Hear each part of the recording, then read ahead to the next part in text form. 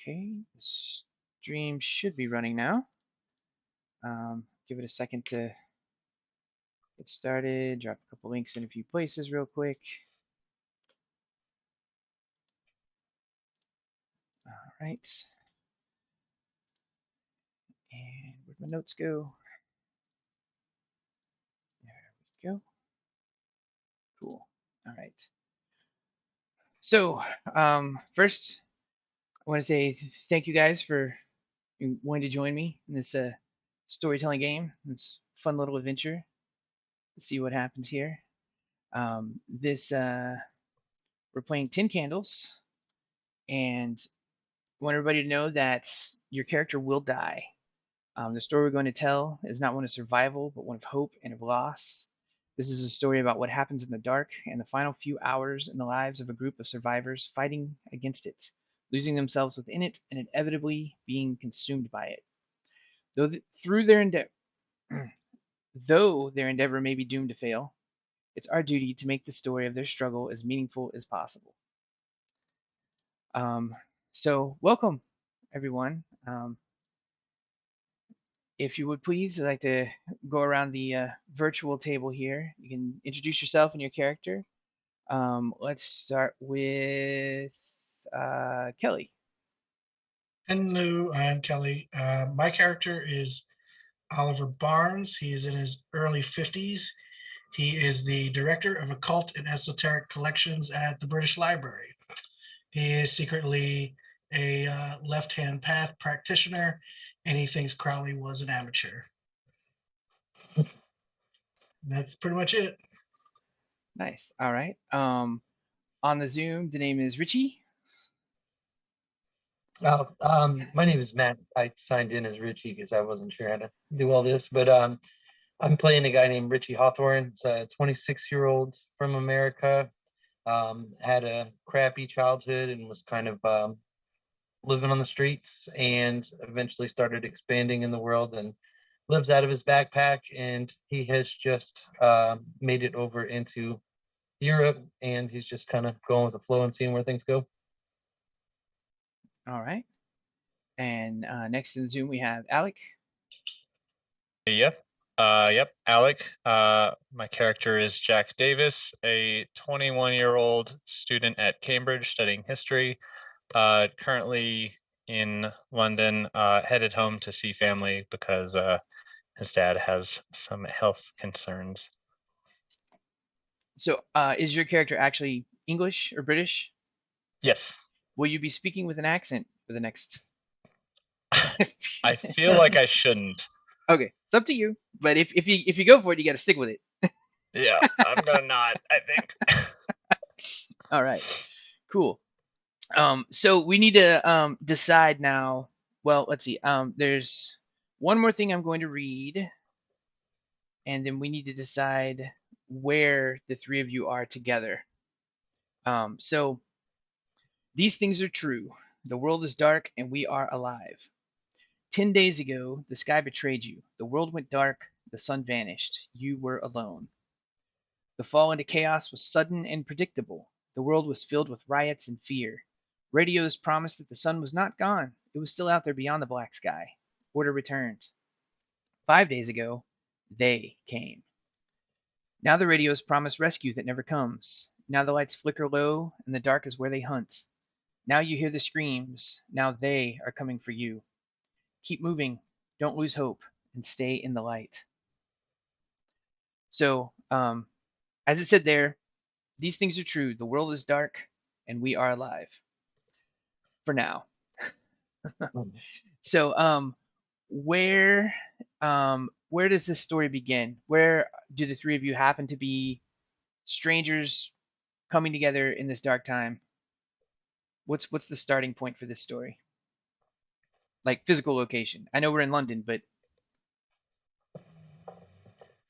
I'll kind of concede to the more locals. I'm just kind of moving around in a strange place. So I don't suppose the subway would be running right now, would it?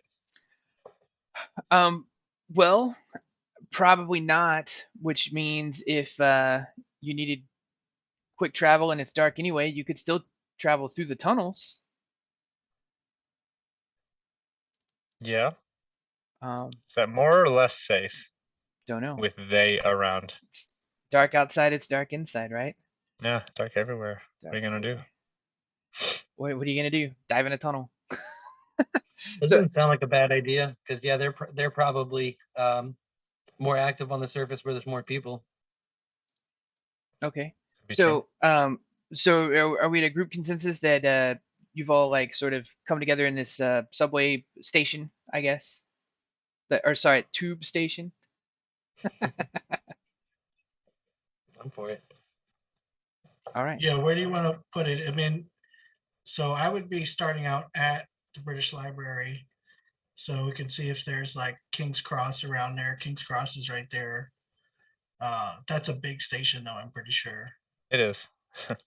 Oh yeah, it is right there. Okay. Yeah. King's Yep. Cross. Oh wow. We could be in nice. the Harry Potter shop. Yeah, that's true. All right, perfect. So our scene opens in the dark at the Harry Potter. Is it like a gift shop? Yeah. Inside, Platform 9 3/4 shop. perfect. Inside the King's Crossing tube station. So and this is where the storytelling and improv pieces come in. So take it away, fellas. What are you looking for? Why are you here? The three of you have now come together. So I kind of have no clue what's going on. I showed up here and I was trying to, kind of find a safe location to sit down and busk and establish myself. The lights all went out. I saw people running and kind of followed the crowd, and I ended up here. And I'm with these two guys. They seem like they kind of have a better idea what's going on, so I'm just kind of gravitating towards the group.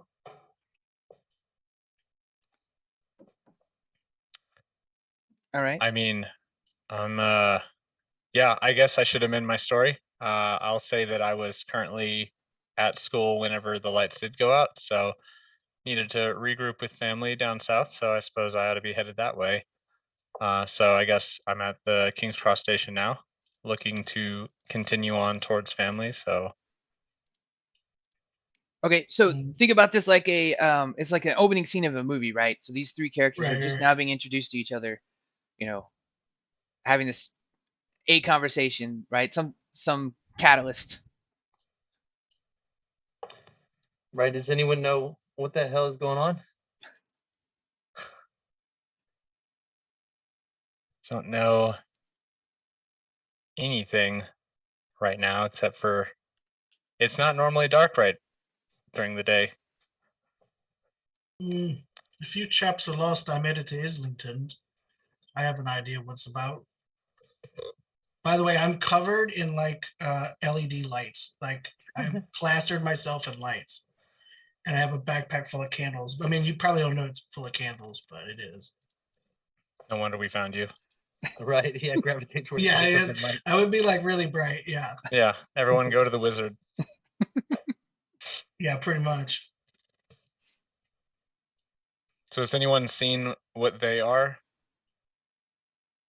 Yeah, Man, I've seen them. What do they what's look out there? I've been running. I haven't stopped to turn back and look at anything.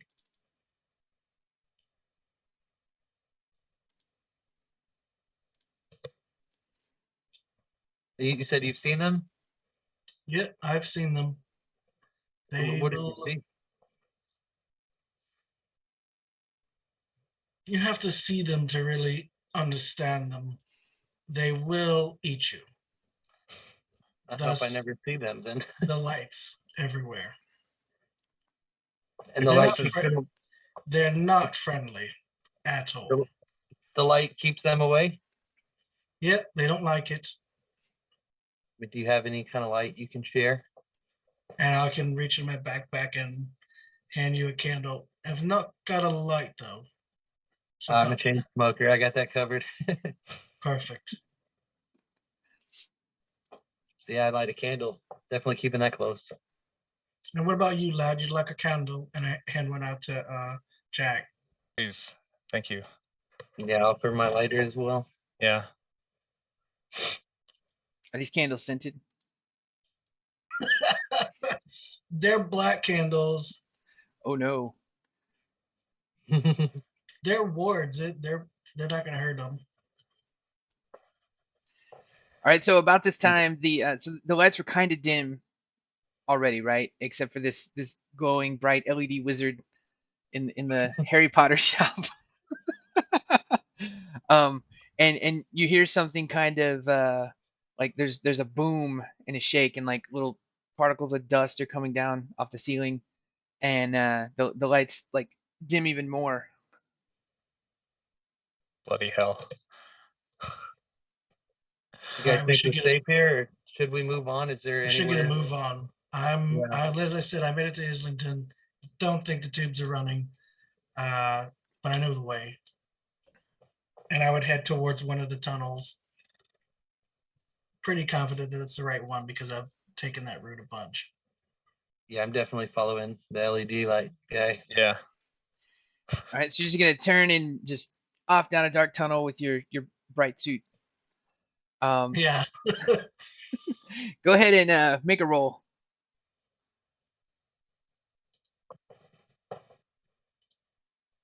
Well, sorry, just for Oliver.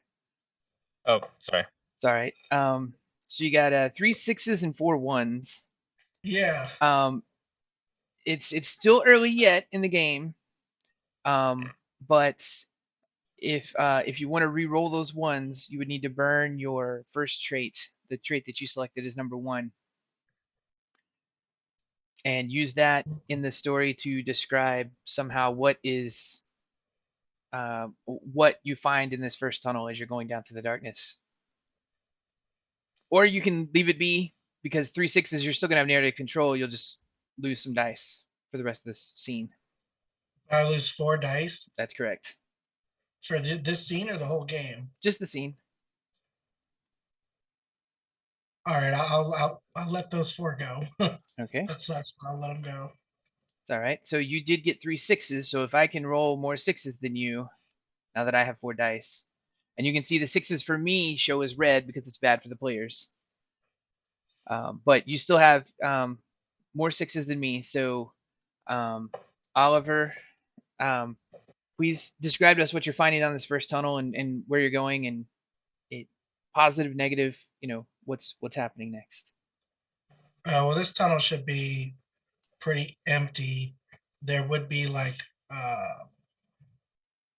maintenance doors that we might see like every 500 feet or so. But there's no trains running, so there's no one in here so far. Just a bunch of rats. This is a safe passageway for the most part, unless there's a creature that's already hid itself somewhere in here. There's nothing else that I know of in this area. All right, so as you're continuing down this dark and lonely tunnel with your 2 new friends, Well, the rats do have an economy, but I have already made deals with them years ago, so there's not going to be any trouble from them. okay, so y'all are following this brightly lit fellow with his dark candles and down through the subway tunnel, and you notice as he's walking through it's been 10 days of darkness. The rats are pretty prevalent, but as he's walking through, the rats are kind of parting away and just letting him pass through. So y'all are continuing to follow him. So is there conversation happening at this point, or where are you headed down this tunnel? Well, I've got some questions. You said you saw these creatures. Did you see any kind of weakness in them besides shying away from the light? Honestly, I think they can be controlled using the Okay. lights. But then also, the reason I'm on my way to Islington is I have a chamber there, a summoning chamber. I think I could bind one of them. If I have one, I could convince it to talk. If it starts to talk, it might give away its secrets. Once I have enough of those secrets, I might possibly be able to control them all. And I'm really only telling you this because why not? It is the end of the world otherwise. Right. Are they humanoid or are they fast? No, these are not human. They're not from Earth. They're not even from hell. They're much worse. Gotcha. Did you have previous knowledge of this before it happened, or is this something you figured out in the last? Of course, I have knowledge of this. I did not expect it. It sounds like we bumped into the right guy It's here. 2 millennia early. Let's put it that way. I gotcha. You said this was something you didn't see coming just yet. Is this something that you had any kind of participation in? No, Okay. So Jack, And what are you thinking about all this right now? This educated fella Well, hearing these. I have to say, whenever he was talking about binding and summoning, I was kind of rolling my eyes because, you know, they don't teach magic at Cambridge. So I'm just like, of where? course you don't. Yeah. So roll my eyes, you know, because I'm kind of behind. He doesn't see it anyway. But I do ask, like, where do you learn this sort of stuff? Books, young man. You look quite studious. You have to read a bit. My books don't have this stuff. Of course they don't. The Do sort you of have books that have this thing are not written in any earthly language. As I said, these creatures are not from Earth. you So said we're where- heading to your chamber. Do you have some alternative light source there as well? Oh yes, there's plenty of lights there. I have a generator as well. Okay, so if we can get to your chamber, it sounds like we'll be pretty safe while we figure this out. But Islington, you said that's quite a ways away. I don't think we'll be able to take tunnels all the way over there. Yeah, eventually we're gonna have to go above ground, like relative to where it is. Because like we're like that if we go all the way to like Essex Road, I'm thinking his spot is probably like around the corner and down like once we get there, we're gonna have to go up. We're gonna have to get up. Because they have that esoteric collection by Esoteric Collection of Modern Italian Art. He would have his room like there. So once we get out of the station, we've got a third of a mile to walk to get to where I'm headed.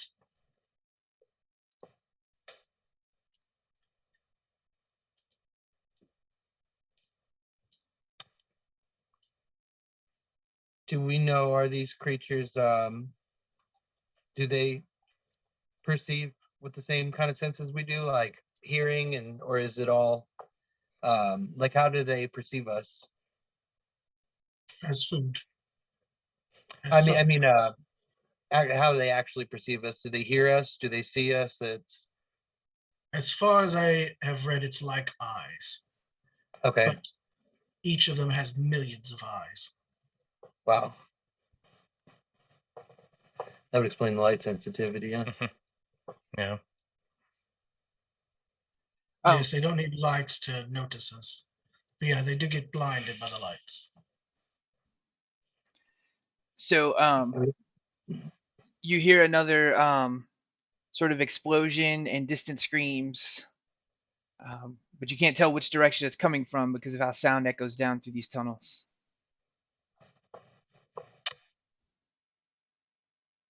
Can we tell if it's like ahead of us or if it's off to a passage on the side or something like that? We just don't know. We just Yeah, hear you that. just hear it.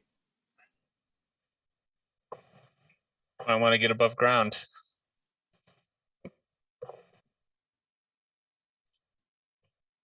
All right, so Jack, let's roll the dice and see if you see an immediate way out of the tunnel that this brightly lit wizard is taking you down. Always follow the wizard. Yep. Oh no, so no no positives.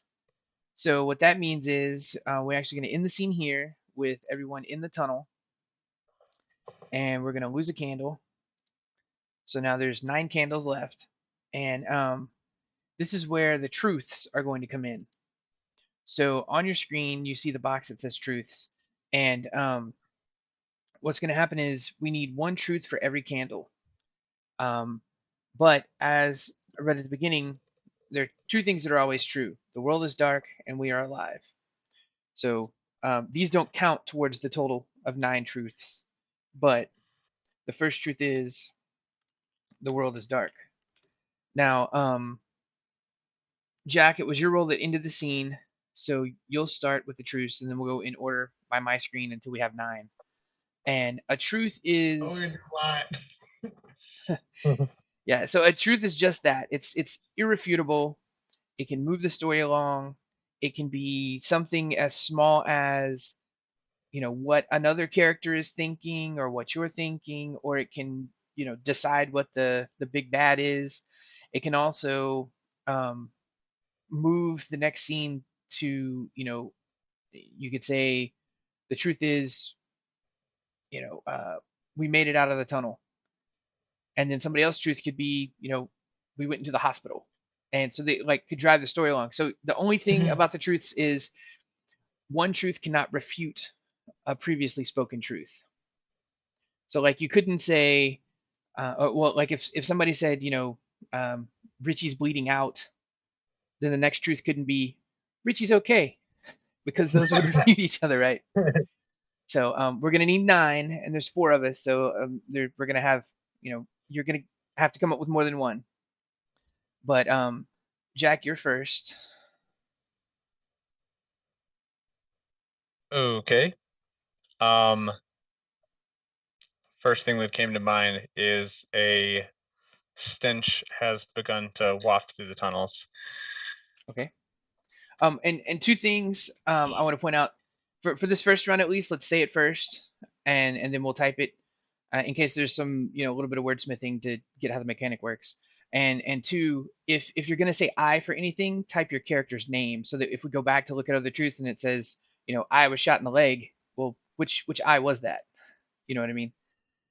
Just to keep things clear. So go ahead and type in your truth and click the Say Truth button, and that should pop up on everybody's screen.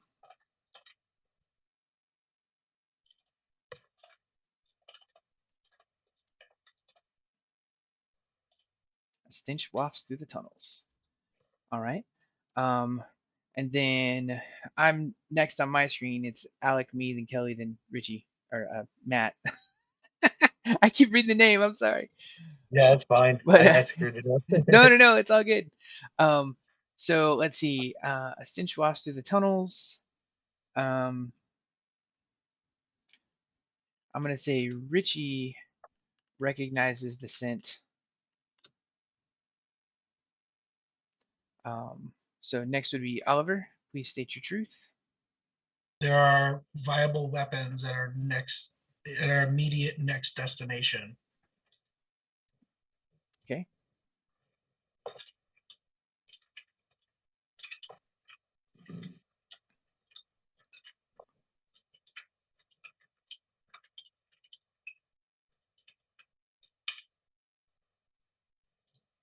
Viable weapons that are nearest destination. All right. Richie, please speak your truth. Yeah, however you want to phrase it, but Oliver's not letting us know, but he is aware that someone is following us. Okay, so That's good.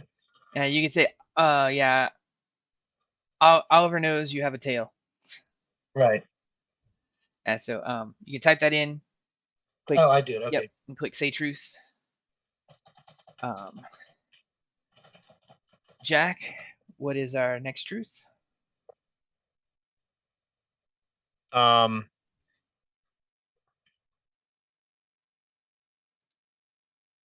I'll just say Jack doesn't entirely trust Oliver. All right. Yep.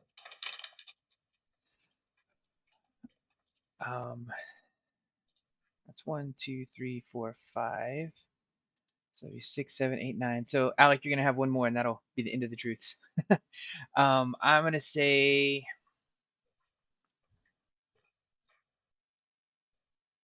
Um,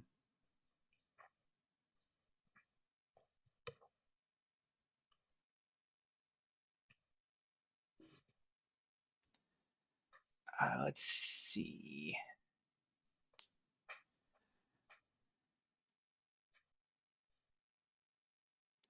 say Jack really wants to hear one of Richie's songs.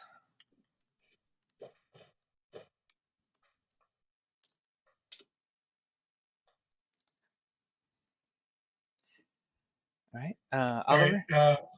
There are some human survivors in the tunnel with us. At least one that you know of.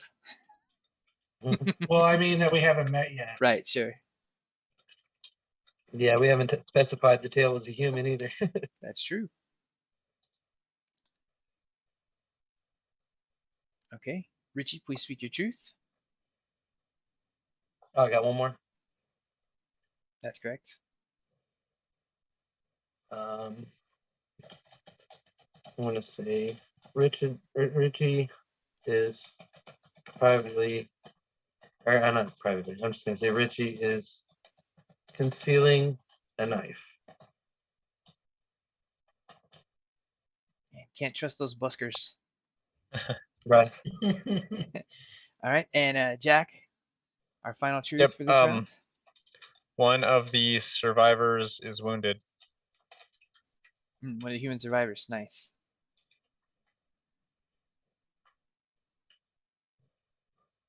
Thought I had a typo.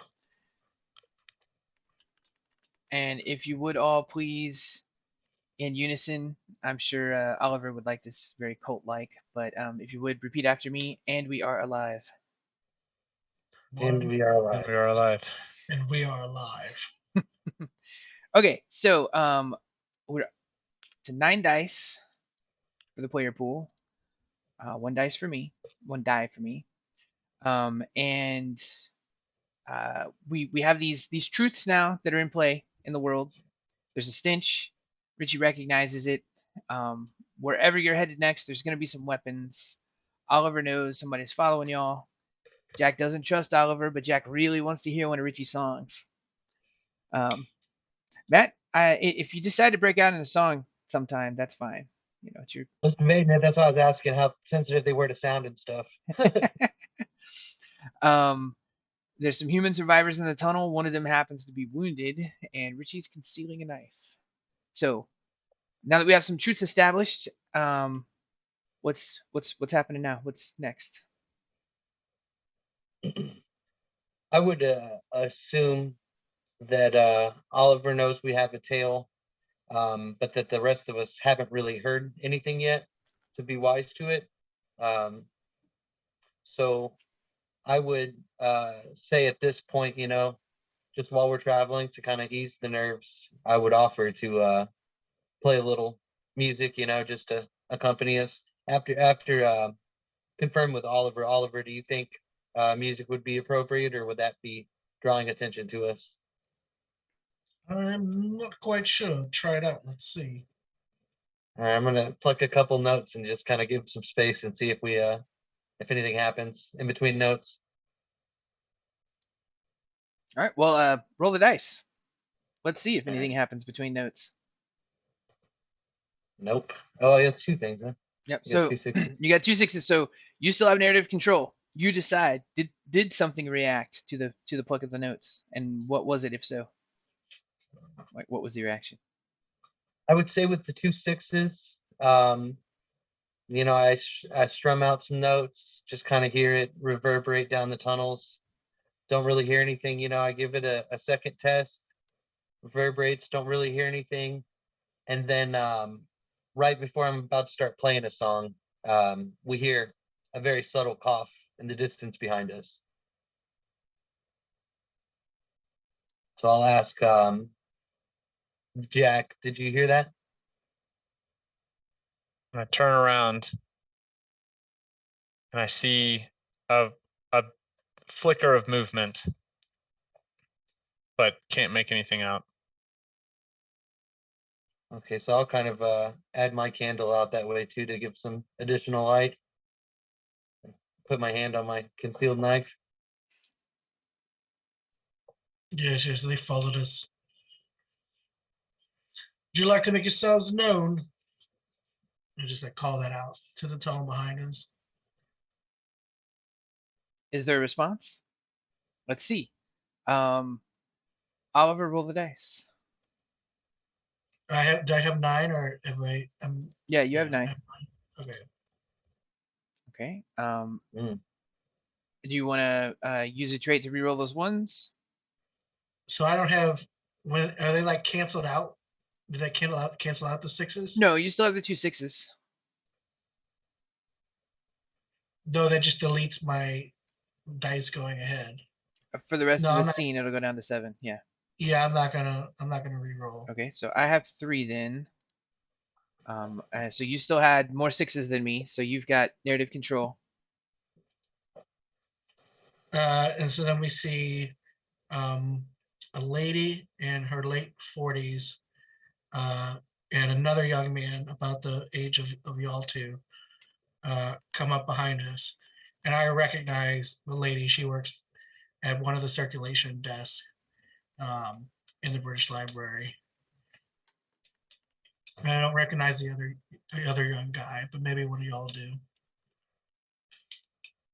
I don't recognize anybody here. He may have gone to school with me, but we were never friends, never really spoke, maybe just saw him around. You're quick with that. We But- weren't friends. We weren't friends. I know the You kid, know- but we are not friends. A lot of kids in school are just saw him around, never spoke. Unfortunately. Does Oliver mention that he recognizes this woman, or do we not Oh know? yeah, so once they're within my light orb, I would notice that yes, I know who she is, and I would say, "Ah, Miss Denise, how are you? Have you been following me this whole time?" And Yeah, give a line for it, Jeremy. all right. And she's Oliver, Oliver. Yeah, I can't do the accent. And she's got in her hand she's got like a bundle of books and some papers and stuff. And she says, I've been following you. You left this behind. And she thrusts this pile of books at you. Yeah, and I check out the what's it? Well, what like are they books I want? She seems to think so. Okay. I will thumb through the books like really quickly and notice that one of them is indeed a book I wanted to bring that my haste must have forgotten. And I'll tell her, right. We're headed to Islington. You're welcome to come. Keep up. And turn back and head towards the tunnel, like in the direction we were headed, which is our aim is to get to the platform and get up out of here. Right. I'm gonna ask the woman if they've seen any encounters recently, if they've just come from the surface, what things are happening up there. And she says, I was just following after Oliver. He's easy to spot in this darkness. Right. He left these books behind. He was pretty adamant at keeping them off the shelves. I'm not sure what they're about. A half of them I couldn't even understand the language they were written in. Okay, well, I will offer to step towards the back of the party to just kind of keep some light on both ends of our group. The bard's always at the back, right?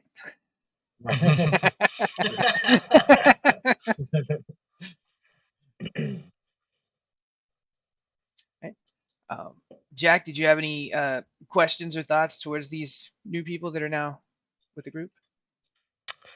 I mean, are they in good shape health wise? They're all doing good. They're not going to slow us down or anything. As far as you can see, they appear to be in I was gonna say working order. That's weird. In good enough health as far as you can see. Do you want to ask them if they're injured? Well, I was actually starting to wonder, why did they take so long to catch up to us if we've gone a little ways? So are you asking them or? Yeah. Oh, sorry. Yes. I'm asking like, why are you just now catching up to us, saying something? Well, I noticed, Oliver had left and his books were there and he wasn't coming back, and I could see the glow from several blocks away. I assumed it was him, but I didn't realize when he actually left. So I was just, a few blocks behind, and the the young guy that's with her, you kind of notice he keeps averting his eyes and he's not saying anything, and he's got a little bit of a tremor. You didn't have a trimmer in school. Like, I asked him his name since we never actually met. And he just kind of averts his eyes away and goes around the other side of the lady, Denise. And she says, "Oh, don't mind him. I ran into him at the library. He was looking for someone but couldn't find them, and he doesn't say much."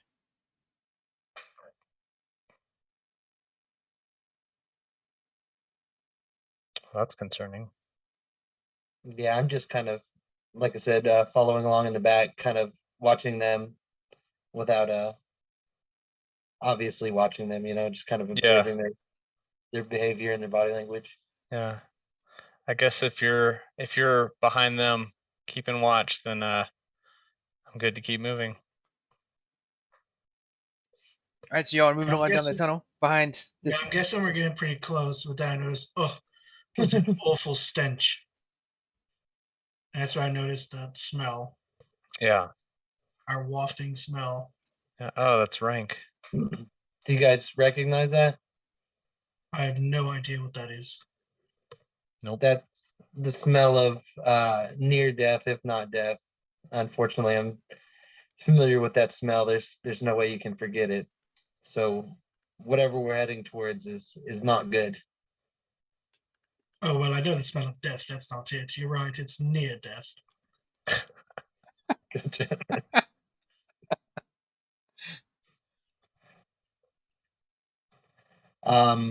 Do we keep heading this way or should we re-navigate? Oh, there'll be death everywhere. You just push through it. Gotcha. Just I push want to through find. the It's just near death. Nothing to worry about. Yeah. I'm not dead yet. It's only nearly dead. I'm only nearly concerned about this. Alright. We'll probably want to find a way to defend ourselves going forward. All right, so you make it to the next platform. The stench is almost overwhelming. The guy that was with Denise, he like falls over just vomiting from the stench, and she's trying to keep her, her Britishness intact, but you can tell that she's not exactly enjoying the smell either. Yeah, we gotta stiff get upper up. lip and all that. Yeah. This is too Um, much. I'll kind of comfort the guy that's vomiting and offer him a bottle of water out of my backpack. Gonna see how he reacts to that. He's just leaned over, retching in pain, throwing up all over the platform. He doesn't even acknowledge that you're trying to, comfort him or anything. I'm gonna try and kind of subtly get Oliver's attention and ask him if there are any side effects of interactions with these entities, whatever they are.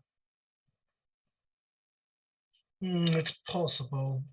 And I would look at the guy's eyes, and as long as his eyes look normal, he should be okay. All right, so why don't you Okay. roll some dice? Okay. Well, We'll hold see. on. Did you tell Richie to look at the eyes, or are you looking at the eyes? I'm gonna look at the eyes. Okay, all right, roll the dice. Oh no. So the scene's gonna end here. And as so think about it like when you're watching a movie, right? So Richie's asking, is there some kind of interaction or whatever with these things? What could be happening here? You turn and look at the guy, and as he turns and looks up at you, and it like fades to black. We're going to extinguish a candle, and we need to speak some truths, and then we'll continue on. So the first truth that is always true and forever. The world is dark. If I can spell the word dark. There we go. So Oliver, it was your role that ended the scene. If you would please speak your truth. And we're going to end up with 8 of them, one for each candle that's left. Well, I'm kicking it off. Yes, sir. I want us to get those weapons. Well, you're at the platform, right? That was your nearest destination. Yeah. We immediately find the weapons on the platform.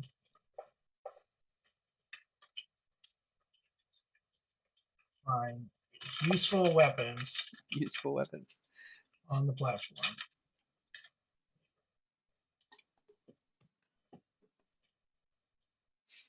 Okay. Richie, please state a truth. Let's see.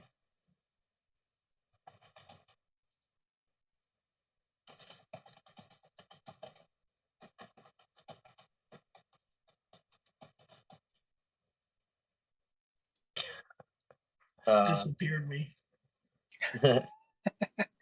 You are the station. I'm just trying to think of how to phrase it. Well, what are you trying to say, and we can help.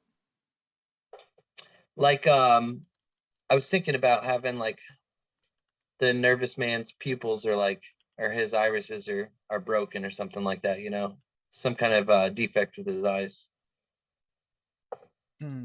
Okay. You could. Yeah, you could just But say he didn't give us his name. there's something wrong with the nervous guy's eyes.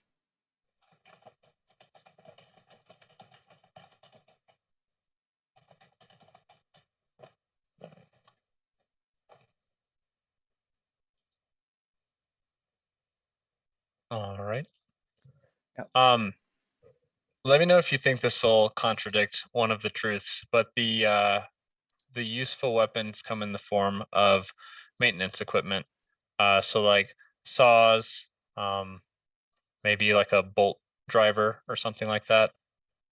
Sledgehammer, Still useful, yeah. Yeah, sounds useful. useful enough. Yep. So you could say the useful weapons are construction tools.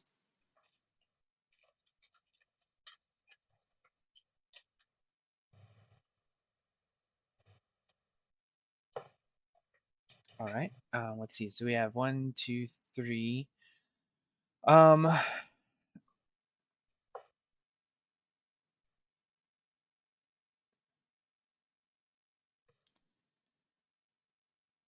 Let's say I'm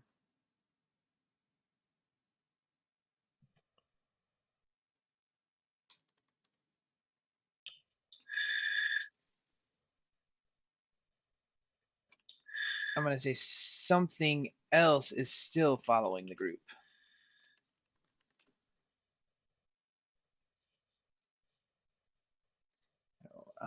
All right, there is a car outside the station that we can use.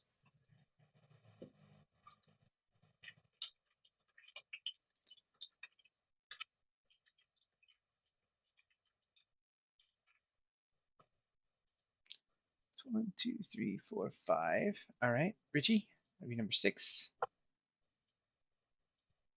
Let's see.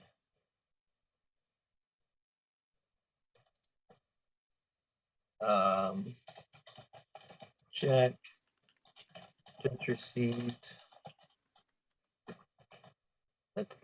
Is it I mean, I guess it doesn't necessarily matter, but like the lights are all out, electricity, everything's down, or is it Can be. okay? We'll just figure this out how it works in there. But Jack just received the text message.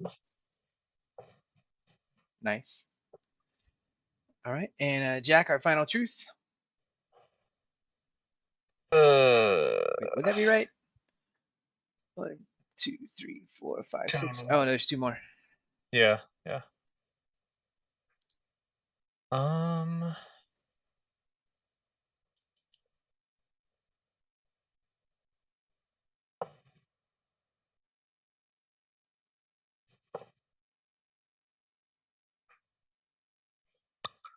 I guess I will say, and I actually meant to bring this up during the last scene, but the rats, after Richie played, the song, the rats started to follow us a little bit.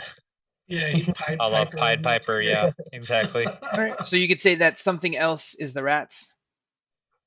Hmm. Because you said something Yeah, else we is were following the bacon. group.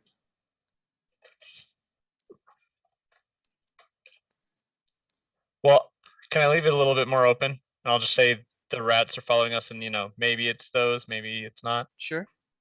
Yeah.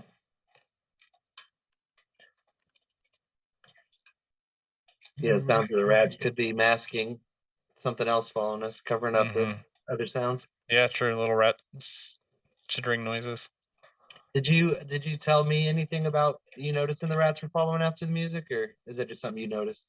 Well, he I guess. he didn't say it, so he didn't say it. Yep. Okay, I agree. gotcha.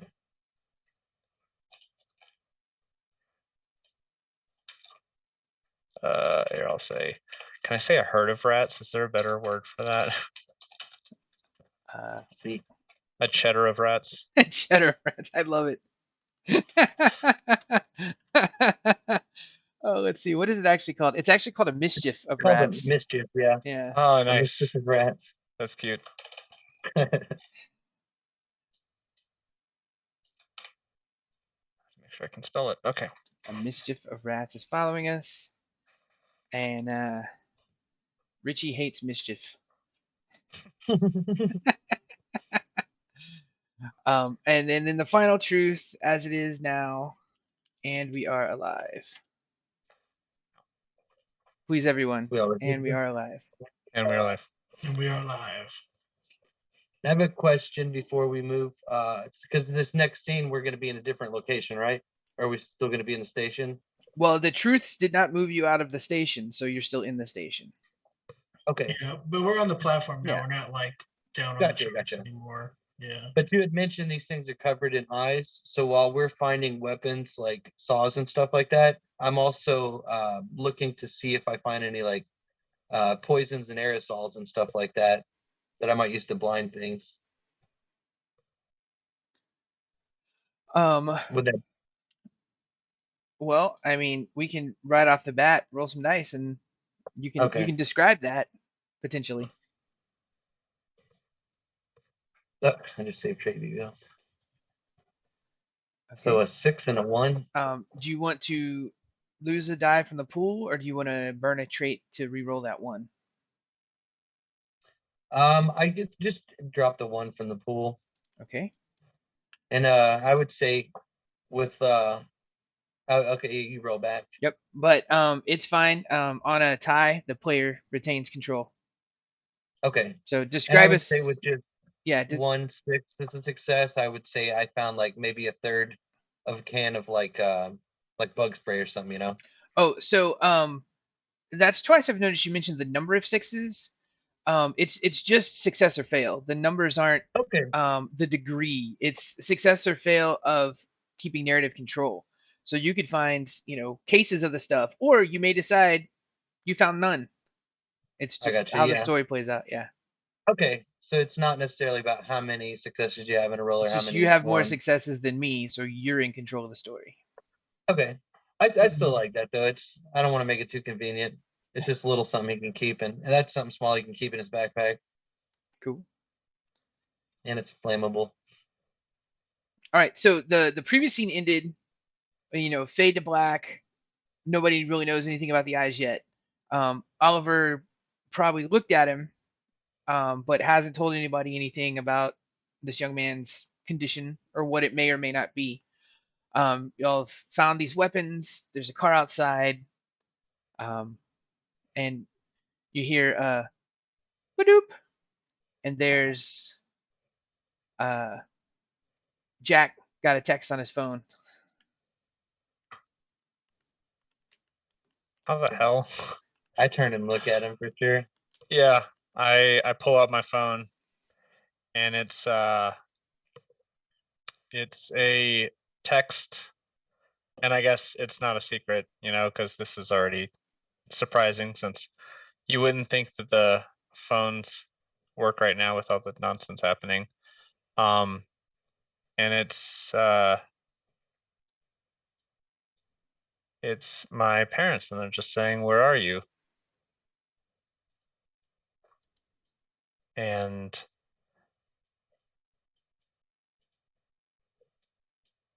I reply, saying where we are, and like ask them where they are, but then my phone won't send the message. It's like sending failed. And it just is in a retry loop. Right. So I have- hopefully it succeeds at some point. I have an old flip phone in my backpack, but I'm trying mine out as well, just since we saw that he received something. But I would just say I'm not getting any signal as well. Just maybe want to try it out. Well, why don't you roll the dice? Okay. Ooh. So that's actually going to end the scene. You pull out your phone, Jeez. and we don't know what happened yet. We're going to lose another candle. I'm going to rearrange these candles a little bit. So I guess as we resort to dice rolls more often, we're gonna end up ending the scene more often too. Potentially.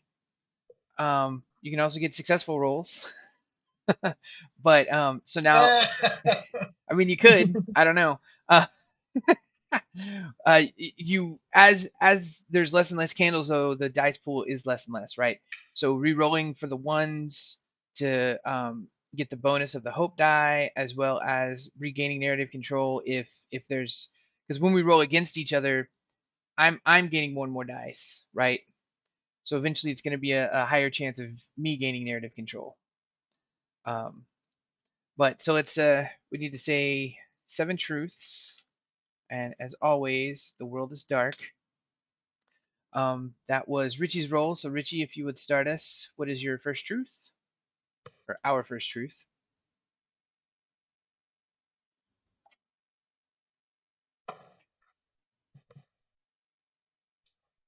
Let's see.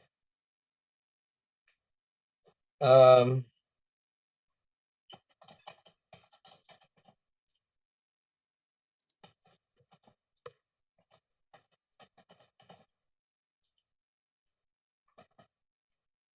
While he's thinking about that, so did this little mini scene take place in the car or in the platform? Like, where are we right now? Well, that took place in the on the platform there, right? But it's there by the car, and that truth is still in play. There's still a car there outside the station that you could use. All right, but we haven't gotten in the car yet. Not at this point. Now, a truth may change that, where you are, right? But So I added the nervous man has a coughing fit. All right. Jack, please state your truth. I guess we're still on the platform where it's really smelly. So I guess I'll just say that we bring the nervous man. We all, leave the platform, get above ground, bringing the nervous man with us while he's having his fit. So everyone leaves the platform.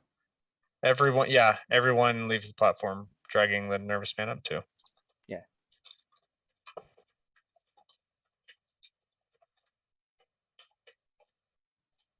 I'll just say everyone leaves the platform. I'll leave it at that. Okay. And I'll say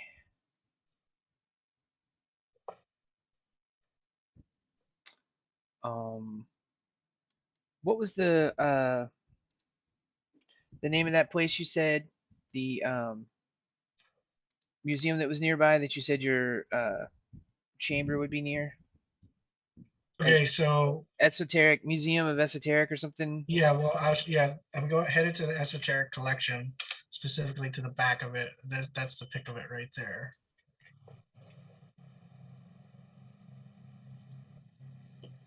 Right. We Okay. just gotta get the car through that little gate, Well, and then boom, there's a little basement area. okay. So there's a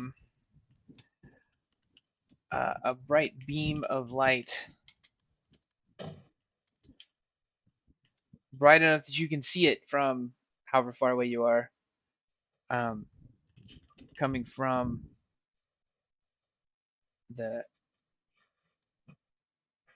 yeah, it was Italian art, right? Yeah, and there's definitely an Italian woman chain smoking and just downing cappuccino after cappuccino, waiting for us to show up.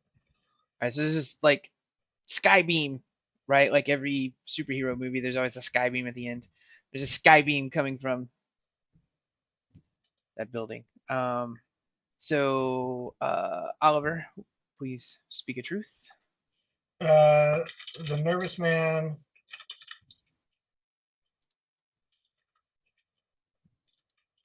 will make it, but just barely, to the esoteric collection before he changes.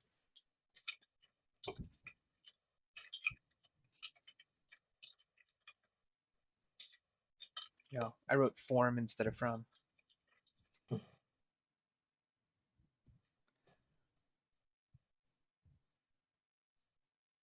It's 1, 2, 3, 4, and we need to get to 7. Richie, please speak your truth. Let's see. Bright beam has also attracted some unwanted attention. Does that work? Sure. The bright beam has attracted some unwanted attention. It makes sense too. If everything is dark as fuck, people are going to be coming towards the light. Right. And yeah, I guess that's where I was getting at. I don't want to, it's not like just people are seeing it and gravitating towards it. There's like an unsavory group of Yeah, people that are Yeah. attracted to it as well. right. Unwanted by the Italian lady that's drinking Right. cappuccinos. Let's see. It's 1, 2, 3, 4, 5. Jack, please speak your truth. I will say that Denise also just barely makes it to the esoteric collection. And I'll just leave it at that.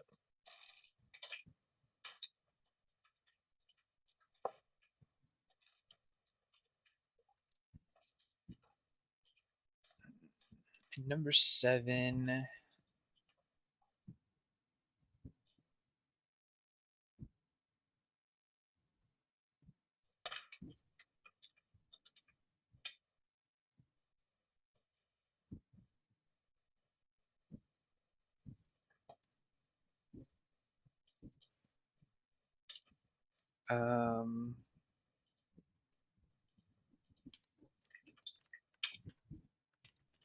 Something is in the trunk or the boot.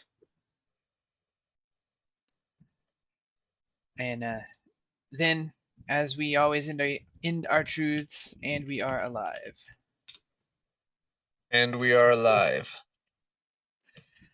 Okay, so the group piled into this car. I'm imagining like a Mini Cooper or something. I don't know.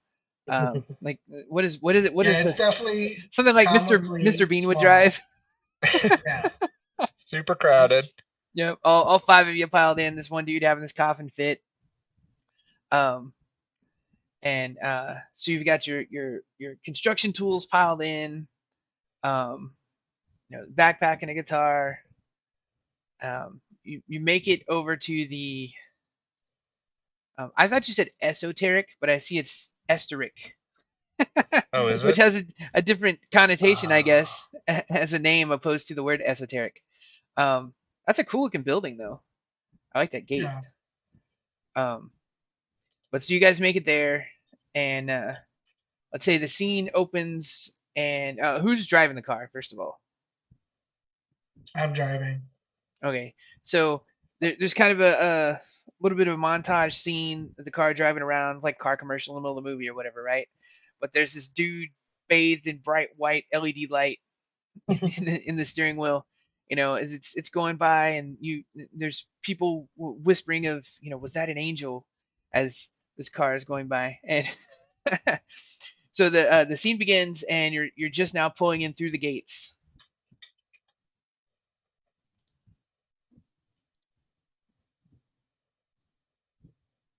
So this is our destination. Huh? This is where we've been headed.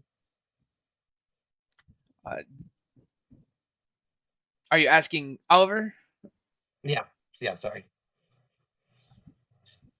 Yep, this is it. Right, get him inside right away. And I'm talking about Nervous Man. Hmm. And Yeah. I'll go straight to a door that goes down to like a half basement. There's a little key card, like a little keypad, and I punch in really quick and it opens. And the room that we enter is just like completely nondescript. It's just like a generic white room. The lights are on in it because they have a generator here. But then beyond that is another room. And once we get to that door, I'm like, now, what is beyond this door may unsettle, should unsettle you. Just be advised. You don't have to come in. And then to open that door, there's like a little tray of sand next to the door. And I trace my fingers in it. The door unlocks, and then I wipe the sand and open the door and go in. And bring the Nervous Man in. And if you guys Yeah. want to follow, you can. I say I've got an arm underneath the Nervous Man. I'm helping him out. My other hand is in my pocket. It's on my knife, just because I am kind of distrustful of. He didn't really give me any kind of validation after he checked his eyes, and then he started coughing. So I am kind of apprehensive, but still definitely helping out however I can. Yeah. So I hesitate going in, second guessing the whole idea of this, because that was a really freaking weird introduction to enter a room. But I hear some noise outside the building, and I decide, I'll go with the slightly less dangerous seeming threat than this unknown stuff outside the building. It sounds menacing. All right, once you guys enter this room, it's all stone, and it's pretty small rectangular space. And the primary thing in the room is a giant King Solomon sigil on the ground in gold. And then around that are candles, but they aren't lit yet. And that's what I would just tell you, right, get them in a circle, light the candles. And I would go around and start lighting them. And if any of y'all would help me out, that would be great. Yeah, I'll help you out. I got the lighter Yeah. as well. And as soon as they're all lit, and he is like in the center of this and pretty close to passing out, like just like Writhing in pain. Yeah, he's not much left, right? I stand in front of him and yell out, Tenebris, Anima, Ligo, Laquius, Serva. And when that happens, there's this giant like purple column of light, like boom, just like shoots through vertically up and down. And this black ooze Now hold on. starts coming out of his eyes. Before we go any further there, roll some dice. All For right. the record, I've just kind of backed up to the wall here. I'm just getting as far away from everything as I can. Am I at 7? Yes, we have 7 candles. Wow. Ooh. Do you want to try to save those ones?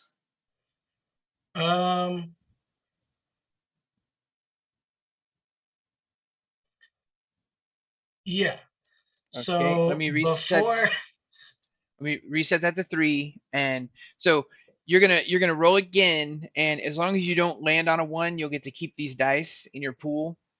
But you're gonna retain narrative control, and whichever trait you're burning, you'll have to work that into what's happening now in the scene.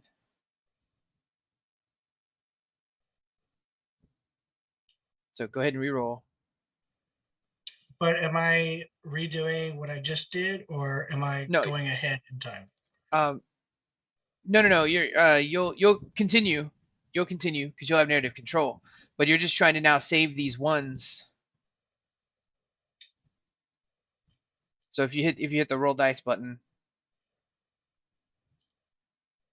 Okay, so you did actually save one of them. So you're Oh, this is determining how many I get to keep. right, Going ahead. right. Okay. So you're now gonna have the group is gonna have 5 dice, and since you burned a trait card to re-roll, you retain narrative control. But now, where the story goes now needs to incorporate the trait that was just burned. So which trait did you just use? I will use survivalist, and I'm going to walk over to a chest I have and put a protection amulet on that will only save me Nice. should this thing break out of the warding where I've contained it for now. Okay, so what's happening with the fella there in the middle of the candles? So that black ooze started coming out of his eyes, like, and funneling up in this giant tornado column of nastiness. And as it emerges from his body, it's almost like when you empty out like an icy pop, where the like what his body was just slumps to the ground like a pile of just plastic that has been emptied out. And he is clearly gone dead, been gone and dead. And what took over him, this nasty black ooze, is totally out and it's just swirling in this column. And if you look at it really closely, you'll see that there are thousands of eyes just moving, bubbling in and out of it. An eye tornado. Yeah, it's an eye tornado. So he's an empty toothpaste tube in the middle of this circle of candles Yeah. with this a tornado of eyes spinning around Yeah. his remains. hmm So what are Jack and Richie doing as all this plays out in front of them? Regretting every decision up to this point. I'm probably inching back toward the door that we came through. Did that get shut or locked or anything? Oh yeah, that automatically closes, so you're trapped in there Right. now. Crap bag. I'm just nervous, so I'm starting to ask you questions. You know, like you said, you know how to contain this. Well, Is you there wanted to anything- see one. Here they are. Here it is. I really didn't want to see one, but I guess here we are. Yeah. Well, It's I'll all tell your you, fault. It sees you. It sees you. So, is there anything I can do to help? What do we need to do to contain this? Well, it has to want to talk to us. It can't leave. What do we do? Do you know what we need to do to encourage it to talk? Just keep talking, see if it has anything to say. Is it contained? Is it safe? Like, what It if it cannot decides to escape. enter someone? It Okay. cannot escape. Okay. So says you, the guy with the magical amulet. Right. I guess I'm gonna ask it what it wants. Okay, so so you what are you actually going to say towards this tornado of eyes? Well, I'll ask it, what do you want, and why are you here? All right, so roll the dice. Okay. And sorry, my cats keep pushing open the door. It's all right. They just want to know what's going on. Okay. Wanna play. You did roll 1-1, but 2 6s. Do you want to re-roll that one and burn your number 1 trait, or lose Well, that? it is persistence, so I guess I will. Okay, let me give you that one back now. Ah, Okay, well you still damn it. lost it, but that's okay. I Oh, shouldn't. Oh, shouldn't be so man. persistent. Huh? But so you did burn the card though. So and since you burned the card, I'm not going to roll against you. You have narrative control, and you need to now play out this interaction with this tornado of eyes and this toothpaste tube, empty toothpaste tube corpse under it. The conversation that's happening here, and to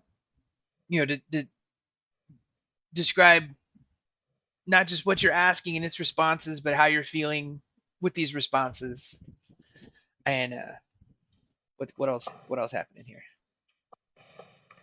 I think it would make more sense rather than actually speaking to us. It's like just this feeling or almost this kind of mental abstract connection.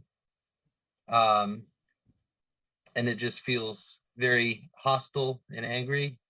And I would say that's about all I can really understand from that.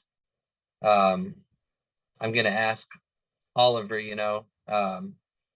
is there a way to kind of comprehend this more, to understand how to communicate with these things? So I go to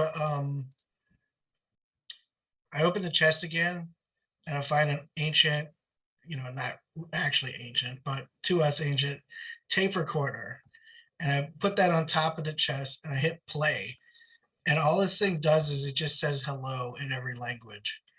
And I say, well, if it's going to say hello, it'll at least speak in a certain language. This is all the languages of humans. If it knows one, it'll reply, hopefully.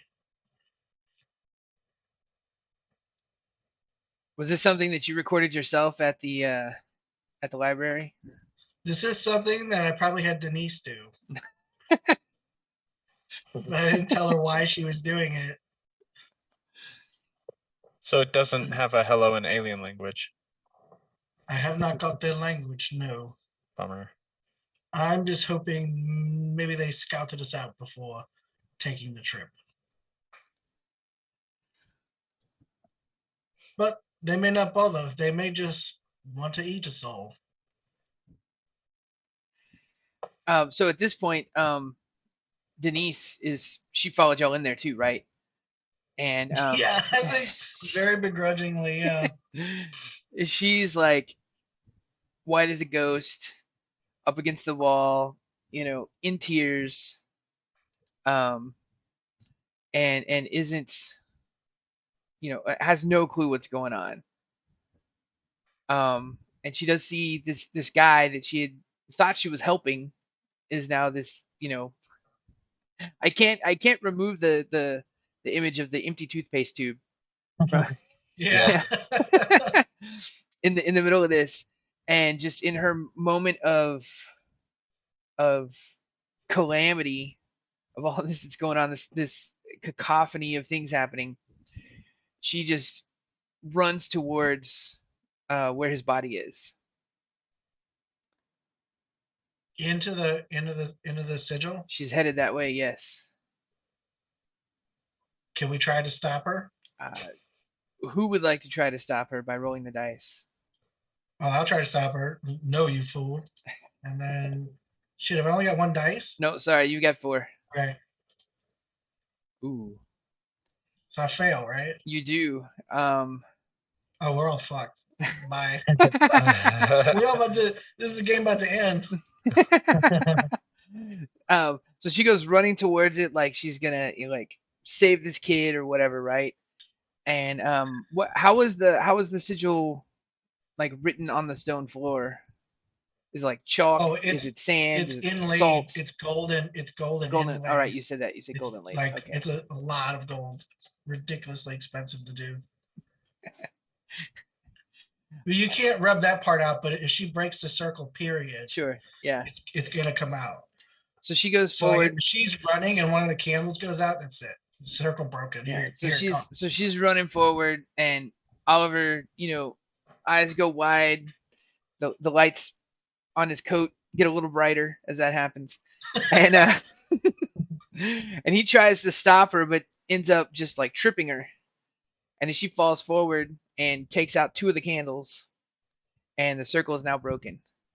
And we're going to lose a candle. Oh, I guess I had the opportunity to say she took out 1 candle and then remove the candle, but I missed it. But whatever. So we are down to 6 candles now. We're gonna need 6 truths.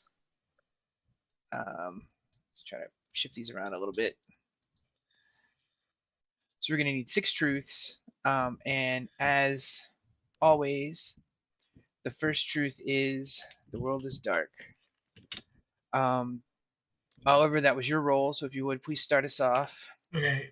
Richie's music is actually our best weapon right now. So that'll be mine.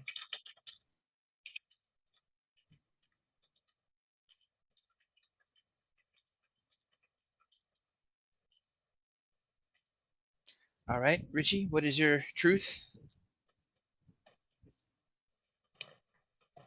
I will also say that Richie's guitar is severely out of tune. I was thinking that too. Not gonna sound good. Oh man, that's good stuff. All right, Jack. Um,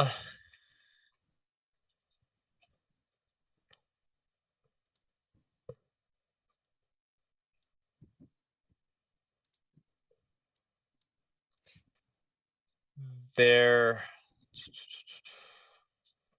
still thinking about the Rat Pack. Oh yeah, did the rats run all the way here with us? Were they? I That's what I'm thinking. They ran in, or they followed us, but they can't keep up with the car. So there's just like this mischief of rats running down the street right now. And at some point, maybe they'll catch up. But I'll just say the rats are still trying to follow Well, us. before you submit that, there was something in the trunk. Could that have been the rats that got into the trunk and came with you? Oh, true. And just imagine we open the trunk, we're like, come on in, and they'll just leap in, counting sheep style. I'm just asking, because that was the truth given last time, but nothing really came of it yet. We don't know what that something was. Maybe the rats were in the car the whole time. It's just different rats. Maybe the rats were the car. So what? This is all. Sorry, go ahead. I was gonna say. So what? So however you want to word your truth there, they can be coming down the street. That's fine. It can be related to a previous truth. It's all up to you. Yeah, it could. I mean, could be both. They could still be in the trunk as well. It could just be a rat parade everywhere, coming down the street and trying to get out of the trunk. Okay. So what's the actual truth that you're gonna submit then? I'm thinking I'll just say the rats are still trying to follow us. All right. Sounds good. Yeah, this is funny too, because in real life, I play guitar for a band called the Bar Rats. So That's it's called great. fiction. That's It all great. comes together. Yeah, And good shows too. Great shows. I appreciate it. So I'm gonna say,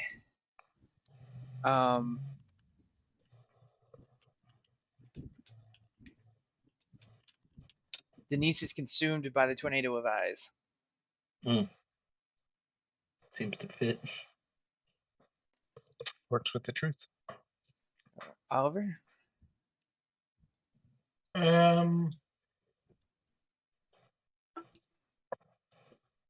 If we can get out to the light, we'll be safe. Outside to the light, we'll be safe.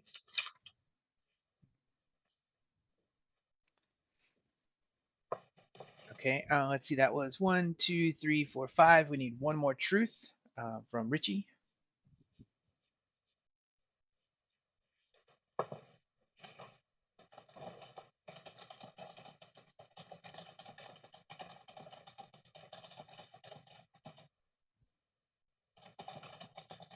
Okay, so I'm saying the group of unwanted attention has made its way onto the property.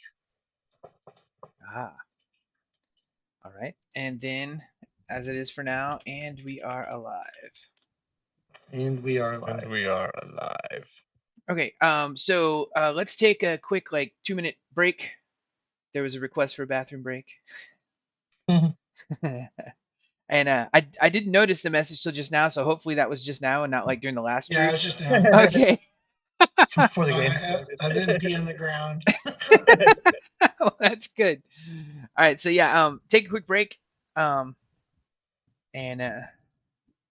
if you're content with how things are right now, you can sit here for a minute. We can chat. I'm gonna go grab a drink. I'll be right back. All right, sounds good. I was also gonna take the bathroom break. All right, sounds good.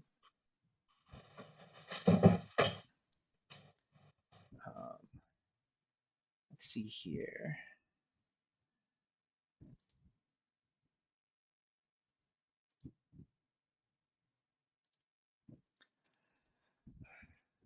Left all alone with the tornado of eyes. Let's see. I saw what about Bob in the chat for a minute, and Solon3 and David Vetter. A few people stopped by, checking things out.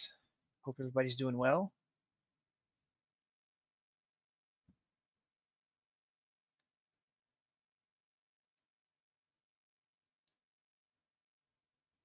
Just on a quick little break here.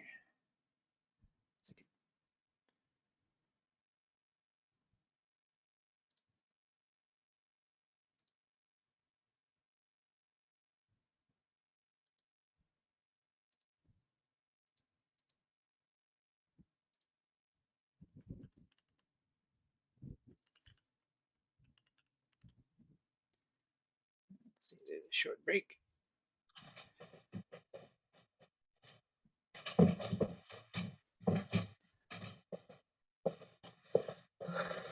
So Matt, you said your cats were trying to come in. They heard about all those rats, I guess. Yeah, I was gonna say they're following the trail, huh? Looking for a snack. That's so funny. That's gonna be interesting to see how that comes into play. This is fun, man. Yeah, once again, thanks for inviting me. Oh, absolutely. You know, I like how the truths just all kind of keep pushing the story along, and you have to like some stuff you can kind of conveniently give yourself an out, and some stuff you're kind of throwing hurdles in your own way. right. Well, and like I said at the beginning, right, we're just telling the story of the last few hours of these lives, because once the Right. candles are gone, so is everyone else. Right. Yeah, it's crazy you're trying to survive knowing that you're gonna die.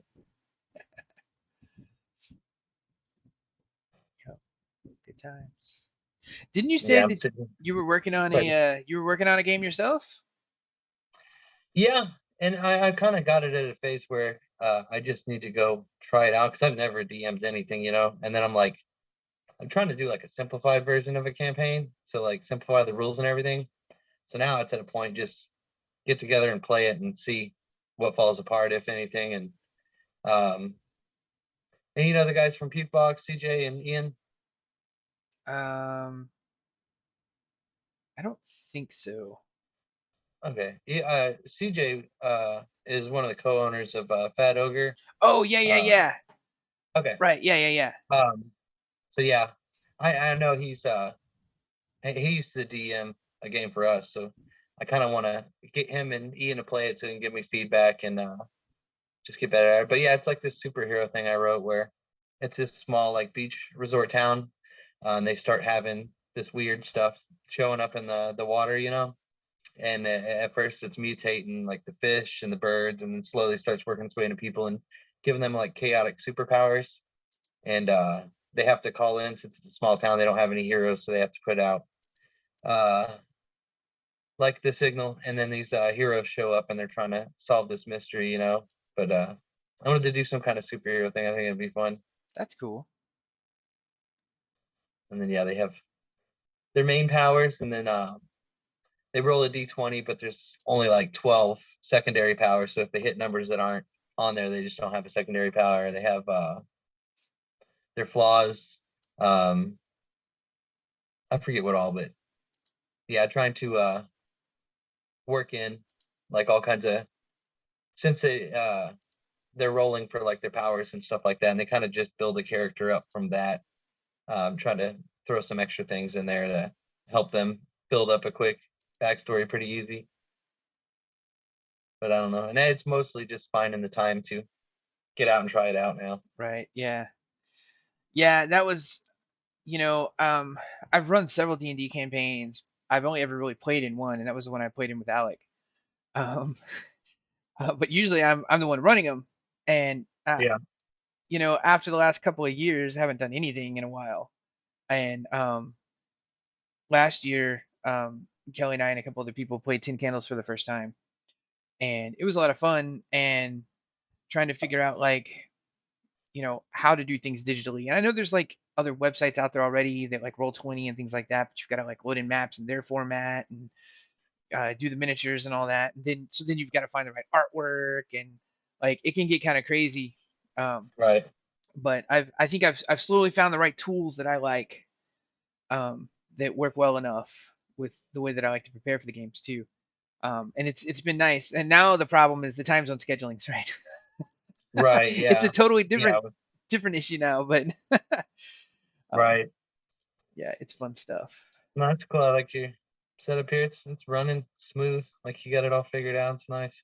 Yeah, well, and this I put together last year, like in a couple of hours, the website just to manage the game because I was trying to figure out how do you do this? Because if you're playing it in person, right, you'd have the cards and the candles on the table. How would this work? Right. But And then so when you were starting this, you basically started this game with just those two truths as well, or did you have some kind of idea for how this goes? oh well, for the this is supposed to be a zero prep game Gotcha. because it's all improvisational of what the players are telling the story, right? And I'm looking for Right. So opportunities. there's not really inside knowledge So- on your part. Right. Now there are some modules that you can buy or play that sort of handle the setting and stuff like that. But for the games I've been running the last few weeks, I've asked the players like, where do you want to go? Where do you want Yeah. the game to take place? And one group wanted to play in New Orleans, which is funny Yeah. because I know people in New Orleans, and they're like, I am from New Orleans. I wonder if where they went was the right places. Right. Yeah. Which is kind of fun. But yeah, there was a game that took place in Hawaii, New Orleans, and Japan on a cruise ship. Like there's Yeah. been some fun locations, and but getting that player decision and interaction back has been good, and like that interactivity because it makes it more about like so the group that played in New Orleans. They were 4 friends in real life that played through the Pandemic board game, but the legacy version of it. So every time you play it, Yeah. it changes the board game, right? Until eventually you Right. can't even play that copy anymore. Yeah. And my understanding is they played all the way through that board game. You can't play it anymore. And their idea was they were going to New Orleans to celebrate. They've saved the world so many times from all these pandemics, and this is how they die, Oh wow. right? That's funny. That was fun. But they didn't have any idea what was going to be the big bad monster going into it, and neither did I. Yeah. Right? We just knew a place, and they had some character backstories. So So like you started this out, the world is dark and we were all alive. And then Kelly threw out the idea that it was like because it seemed like he had more knowledge, of what's going on. That was just him kind of creating the big bad for this. yeah, this is Yeah. anybody can say it's everybody's Yeah, story. we're kind of allowed to create the monsters. It's pretty cool. I gotcha. Well, you were just like right there with confidence, man. You're killing it on getting the story Thanks. going. Yeah, that was awesome. Yeah, you were just telling like you had some private email or something. It's like, hey, this is what the monster is. You nailed it. Nope, nothing like that. That's awesome. That's really cool. So basically, as the DM, you learn the dice rolls and stuff like that, and you kind of just help navigate. But it's not like we're trying to tell your story or anything. That's really cool. Yeah. Yeah, I think compared to other like most other games, we have more control than you normally would. Yeah. I mean, Right. right now I'm playing Vampire, and it's like you really only have control over your character, Right. and even then, it's pretty limited by what the directions the storyteller wants to go, which is Right. fine because like the one I'm playing with, he gives us plenty of room to explore within that framework, but there's clearly beats we have to match and hit every time we play that we can't just run off and do some random adventure unless that's what we're Right. doing that week. Whereas this you kind of can just be like, and then like the US military shows up, and like it's a lot more free. Right. Yeah, and in the D&D game I'm running, I mean, I'm being as open as I can, but at the same time, I'm also preparing for each session.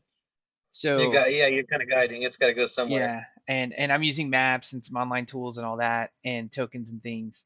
And yeah, so like we can start a session where like currently in the story they're in this big library of the arcane. I mean, technically the players could be like, we're leaving and going to the tavern. And I'm like, well, that's fine, but I ain't got a map for it. So role play, here we Right. go. You know. Yeah.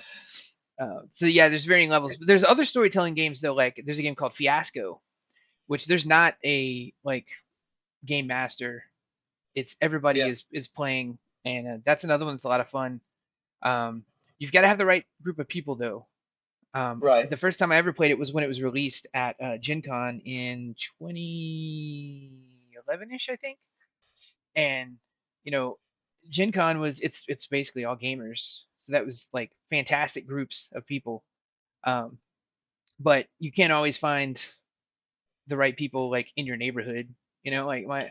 my neighbor's not going to play anything. You know, but that's Right. where You gotta just online works out, right? Because here we've got 3 different states represented here right for playing this sure. That's crazy awesome. game taking place in another country. Yeah.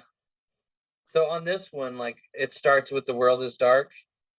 Is that just a prompt that you found somewhere? Is that something that's consistent in this game, or Well, that's did it from the going? actual book, and I have the PDF, and the very last page of it is like this 1-page prompt that has that bit that I read about these things are true, the world is dark, and we are alive. Gotcha. And so if we like finish this and then we go start another one, is it going to be that same prompt, or is it like Betrayal where there's like all these different prompts to? Well, that's just the framework for what's happened, but you can change that. Like Gotcha. there was a series of games that I found on YouTube, and they all took place in the same world, and each game in that game world took place 1 week apart. So things that happened in the first game with those group of people who then died Influence. influenced the next one, which influenced the next one, which influenced the next one, and that was a lot of fun to watch how that played out. Yeah. That Like was cool. like That's really, sequels. it's really simple but really fun. Yeah.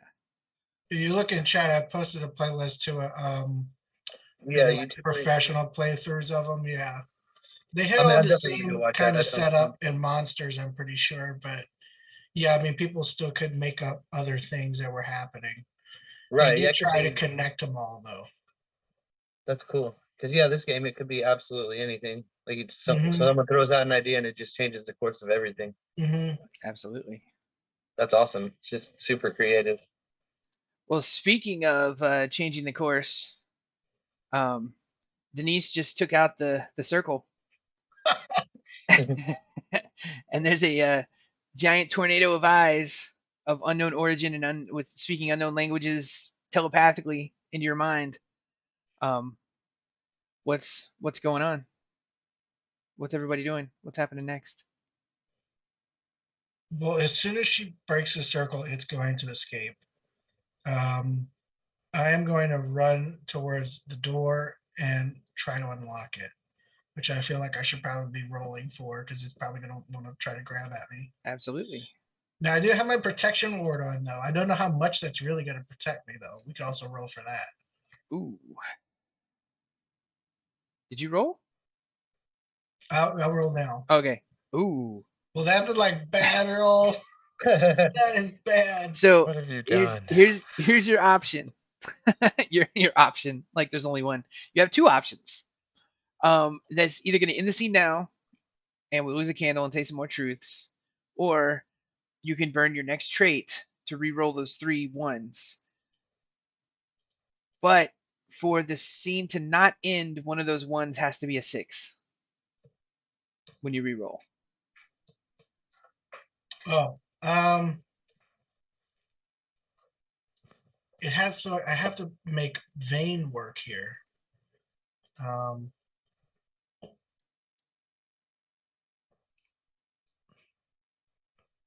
guess before I run to the door, I can try to fix my hair up. Because you want to look nice when you're saving the day, and straighten my collar and then go towards the door. Or maybe like whenever you tried to stop Denise and tripped her, if you fell as well, whenever you got up, beforehand. Oh you, yeah, like, I would definitely want to fix situated myself yourself. when Yeah. when I stand up from trying to stop her, before I would even react in a protective manner. I would straighten my clothing, brush my hair back, make sure my beard's looking nice and all that. Mavian pull out a mustache comb and then turn towards the door to open it. Okay, so did you want to re-roll those ones? Yes. All right, go ahead. All right, so you did not get a 6. So Damn. you did burn a trait.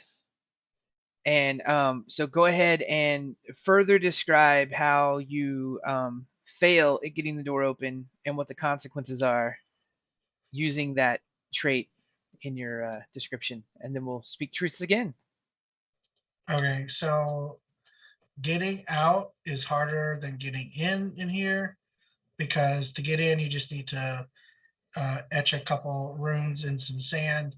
To get out you need to draw blood and trace a well-worn path on the wall, and I could not cut my finger in enough time um, before the monster like grabbed at my back and is just pulling me towards its giant eye tornado. All right, so we are going to lose a candle, and we need 5 truths, starting from Oliver. Well, first of all, the world is dark, and we need 5 truths. Oliver, if you would please state your truth. Okay. We can still escape this room.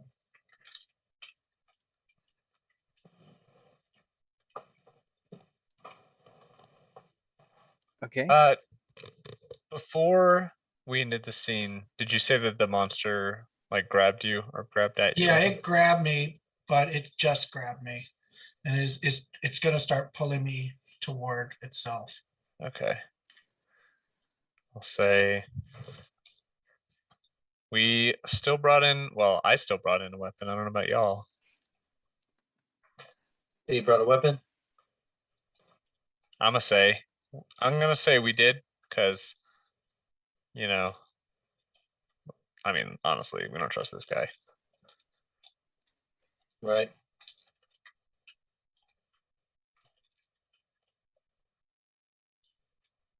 Still have our weapons. All right. Let's see. We need 5. That's 2. I'm going to say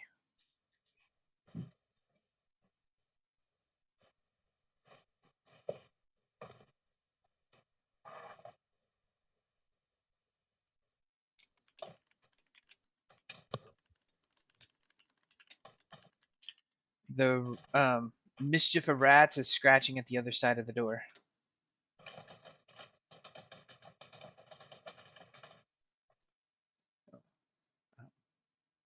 Richie, All right. you'll have the 4th out of 5 truths. All right. So I'm gonna say, in the panic, I drop my guitar and something strange happens when that noise goes off. Okay.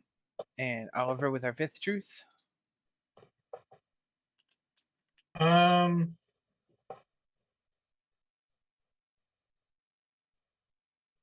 the sound from the guitar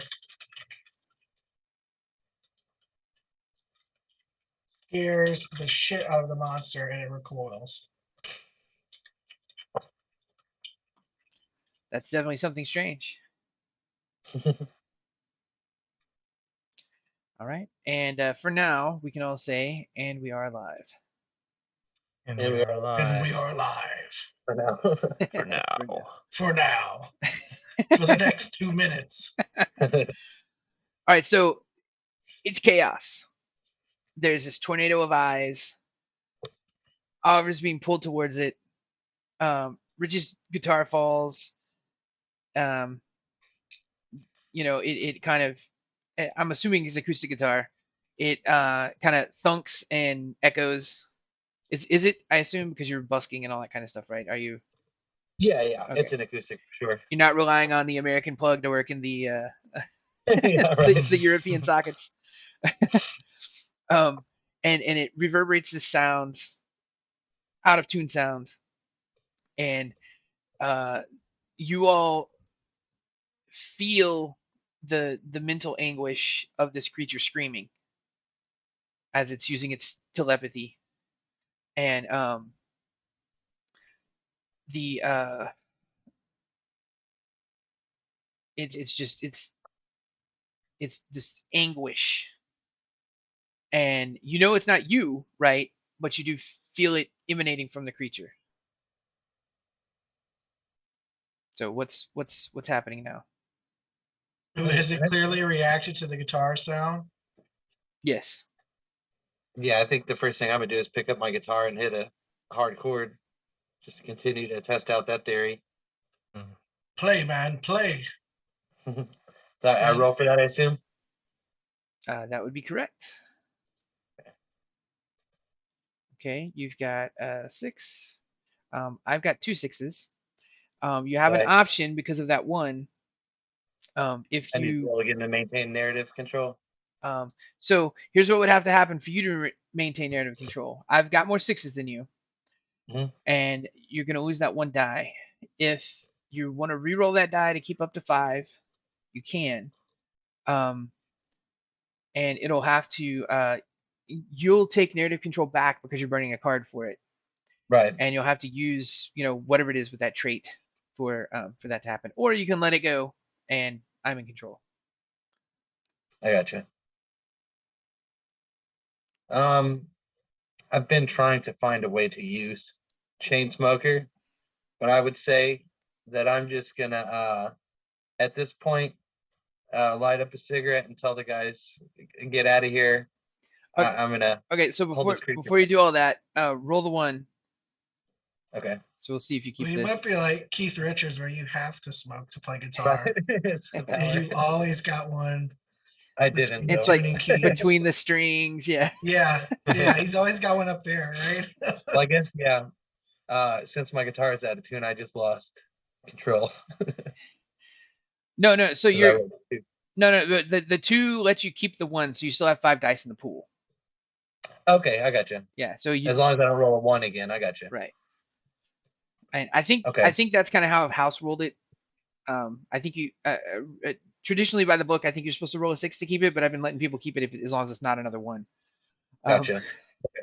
But so yeah, you have narrative control. Use your using your chain smoker trait. Describe to us how this is playing out. So I think I hit that hard chord and notice it recoil even more. And then, like I said, I just light up a cigarette and tell them, looks like it's open mic night or whatever, and tell the guys, I'm gonna hold them back. Do whatever you need to do to get everyone out of here. So I'm just gonna I'm gonna start running my little crappy set list that I've been busking with out on the streets. If this were a movie, one scene that would make it into the trailer is you hitting that guitar, probably a G major chord, and going, "It's open mic night. Get them out of here," and then turn Yeah. towards the something. He said a G chord too, but my guitar is way out of tune too. Well, that may be where the fingers are. Doesn't mean that's right. the right. All right. So, are you playing guitar and singing? Are you just playing guitar? How is this working out? Yeah, obviously once I started playing a song, I would start singing along and All right. Well, let's hear it. you want to get a guitar? I mean, I figure I'll start with 20 Eyes by the Misfits. Start playing it at Screecher. Nice. At this tornado of eyes. Right. All right. So, Oliver, whenever this was going down, it lost its grip on you, right? Right. And I assume, are you headed back towards the wall of?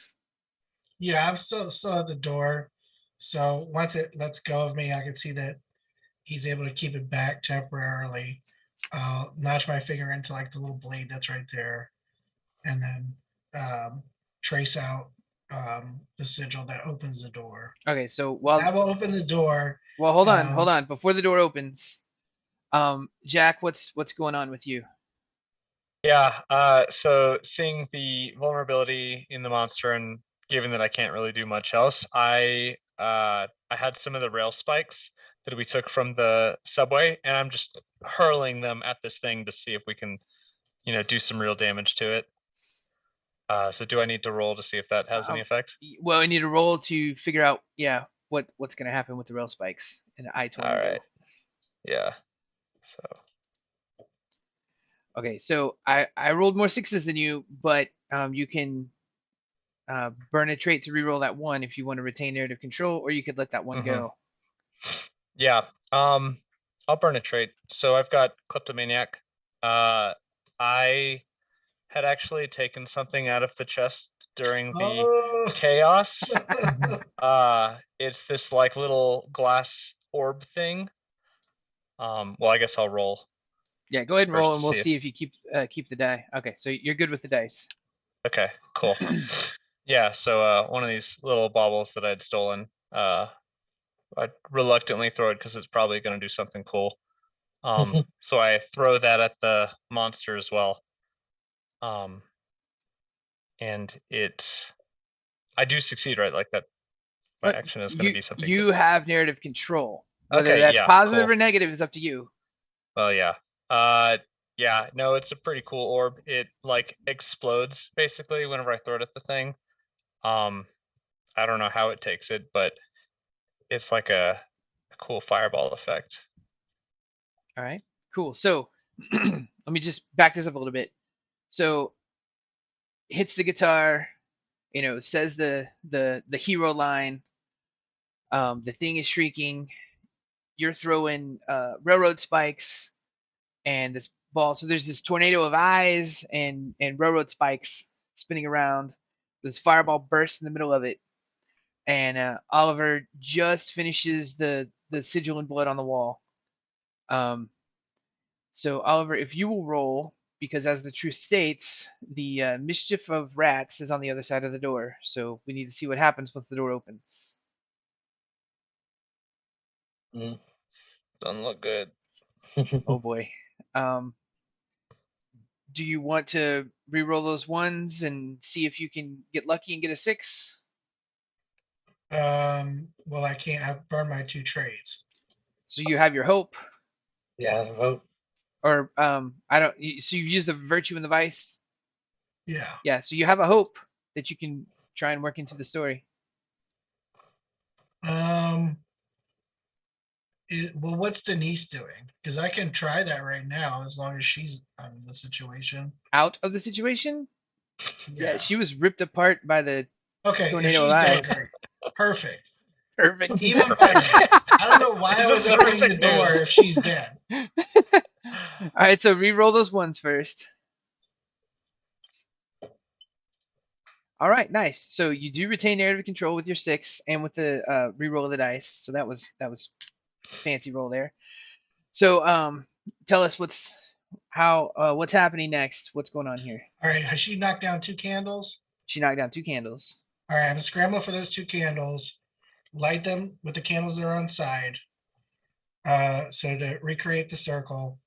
Hopefully, all their activity has kind of kept it in the circle. Yeah. Will you grant me that? That it's like in the circle right now? You have narrative control. All right, so it's in the circle. I relight those 2 candles and I step back from it and say Tenebris Anima Morte. And that will cause this red flame from hell. This is a hell thing that I'm invoking here to swell up and destroy it. And it will be destroyed by hellfire before our very eyes. Y'all are gonna be like really scared because this is your first time seeing hellfire. It's not a big deal to you. I'll grant you that. I mean, is it?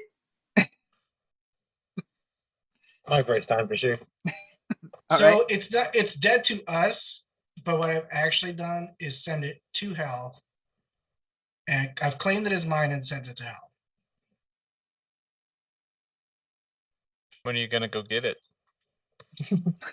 When I next need it. I can summon it just as easily as I banished it. With much struggle. But now you know how important it is to keep the circle.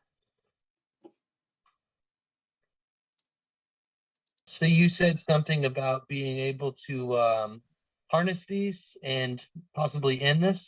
Well, clearly it's very hard to harness. I gotcha.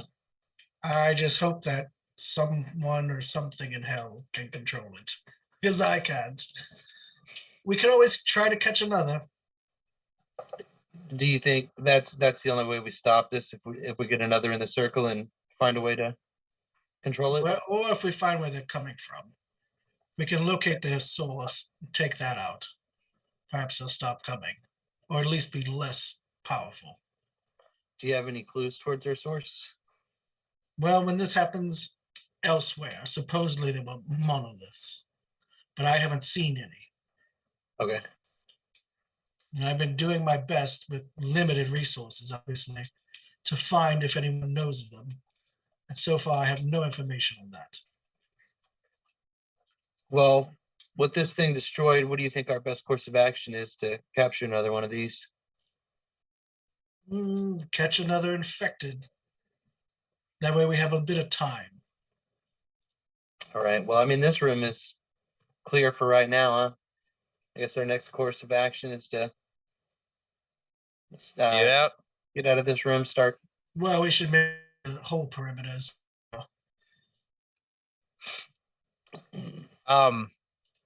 So Jack, being a history guy, remembers the monument to the Great Fire of London. It's basically a big pillar in the ground.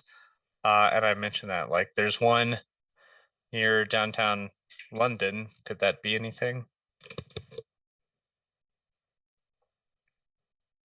Perhaps it's going to be theirs. They'll have brought them with them. How high is what's the highest point of your property? Can we be protected by the light and get a oversight of? We'll be fine here as long as we have power, as long as no one tries to take the place over. Is there People somewhere are, of we can? course, always dangerous. Right. Is there somewhere we can get elevated and kind of view our surroundings, see if there's any new kind of monoliths? There's a bit of a view at the top, but it's only 2-story building. Gotcha. Well, I'm gonna go up that way, see if I can't spot anything. Okay, so to go up that way, you're gonna have to go out the door. To go out the door, it has to be blood drawn and the symbol on the wall, right? Yeah, Okay, apparently I let's still go haven't opened the door. Never mind. So, well, no, you want to go out, right? So you go to the door, and it's like, how does this even work? Well, I will ask that question to him. How does this even work? Well, and I'll show him there's like a little notched blade in the wall. And then there's just a simple sigil. So just prick your finger there, trace, and it'll open. Are you doing this or am I doing this? I've already failed twice, so have a go. Hope you don't have any bloodborne diseases. Right, This yeah, is a that very does seem very sanitary wall blade. Oh man. Screw it. I haven't made it this far by not taking chances. I'll take a shot at the door. All right, roll your dice. Wow, that's rough. Do Wait, are you? we really trapped in here? This is not good. Yeah, We're all gonna die of boredom in this room. All I right. know, right? So I didn't roll any sixes either, but do you want to try to reroll that one and burn your next trait to work out? I'll just let it go for All right, right now. let it go. 'Cause I don't know what to do anyways. Okay, so then we're going to lose a candle. There are 4 candles left. Maybe we'll lose a candle. Nope, that's my camera. Where's the candle? There you go. So there's 4 candles left. And remember, even if you survive to the last 3 candles, Someone's gonna die once one goes out. yep, you got it. So we need to state 4 truths. As always, the world is dark, and it was Richie's role to that extinguish the candle. So if you would please state the first truth.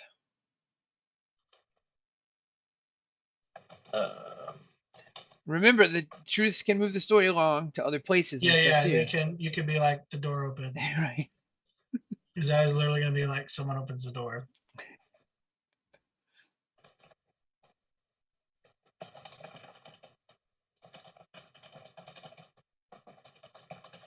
Okay.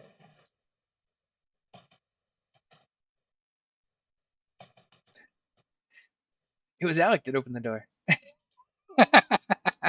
Yeah, the rat scratching got too obnoxious. Right. You had to let him in. Yeah. So I'm going to say an armed opposing Christian organization is searching the property for Oliver. Typical Tuesday. Wow. How are they arms? Well, I guess we don't know yet. As to say, this Right. is London, like billy clubs and rocks, Right. Maybe it's just arms. armed with arms, and you know, They have. They're octopus people. Yeah. yeah. I mean, you're speaking the next truth, are they?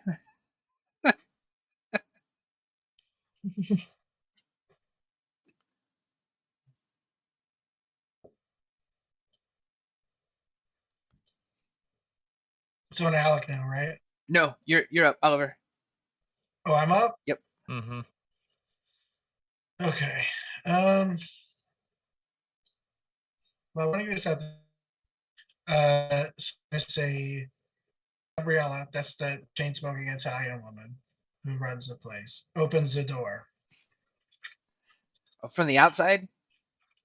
Yeah, because from the outside you just need to do the sand thing. That's really easy. Okay. Jack. Move.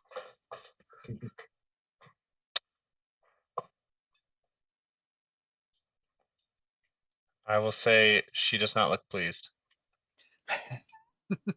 Yeah, she's gonna be pretty pissed. Yeah. Especially After all the ruckus you brought in. And for the fourth one, I'm gonna say, so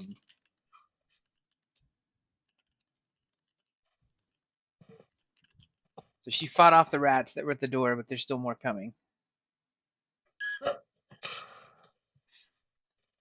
And then, as it currently is, and we are alive. And And we we are are- alive for now. All right, so alive. so the door opens up, and you see Gabriella standing there, angry look on her face. She's holding this giant knife that's covered in blood, and still has a cigarette in her mouth, cappuccino in her hand, like the cup, like it's so small she can only hold it with 2 fingers, right? And she takes a little sip, and you just see a pile of dead rats at her feet, and she's like, seriously? And then just turns around and walks off. I shout, thank you.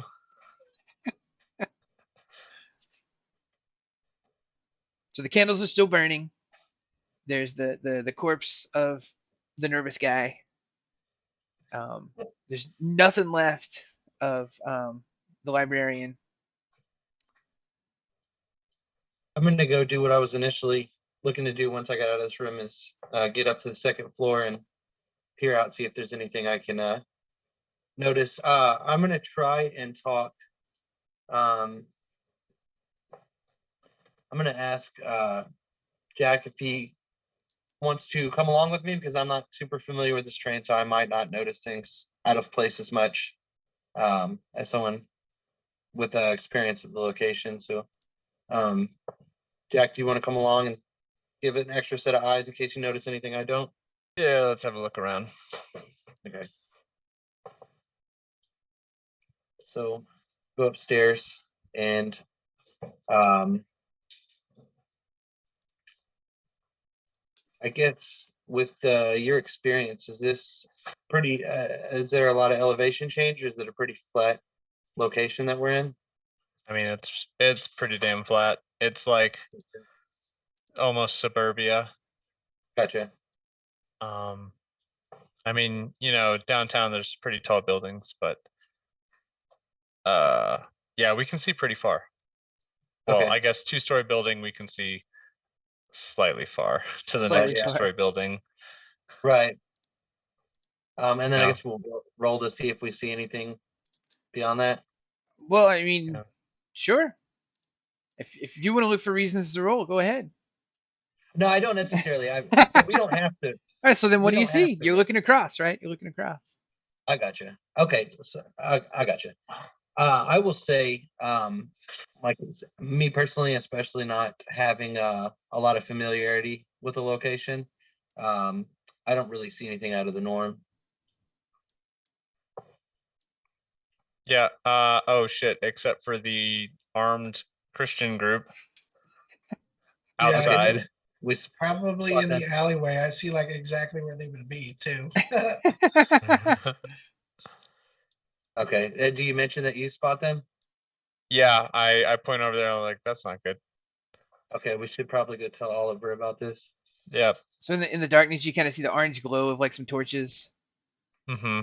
and there's probably Hear pitchforks. angry, indignant muttering. And Gabriella, it turns out she came up top too because she's smoking everywhere, and she came up on top as well, and she's like, "This again." She has got a little. There's like a spotlight up there. It's not like a super one, but it'll at least be able. You can look around the neighborhood and see stuff. Considering that there's a giant sky beam of light coming out of this building, do you think you would be able to see much through the beam of light to outside where a spotlight would be shining? Yeah, but I mean, you can't see much from this building anyway because it's not that tall. Right. Yeah. But they can at least see if there's like monsters around us and stuff. If there's anybody like injured nearby or things like I would that. say, as far as soon as Jack mentioned the people coming up the alleyway, I'm giving up on looking around. I'm going downstairs to tell you what we saw. So we were just upstairs. I didn't really notice anything as far as monoliths go, but we do have some company in the alleyway. People coming up with torches. Looks like they've got weapons. Oh, they're always here. And so I go out back to where like they always are.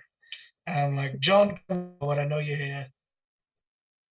And this like old dude comes up and he's has a Alabama accent.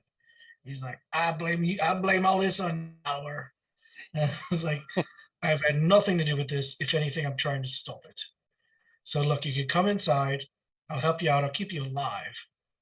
Or you can go on one of your tirades. What'll it be? All right. So roll the dice.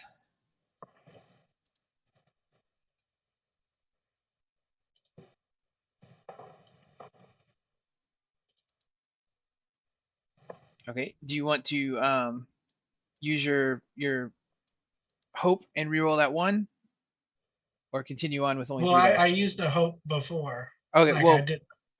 you've used all three? Yeah. Okay.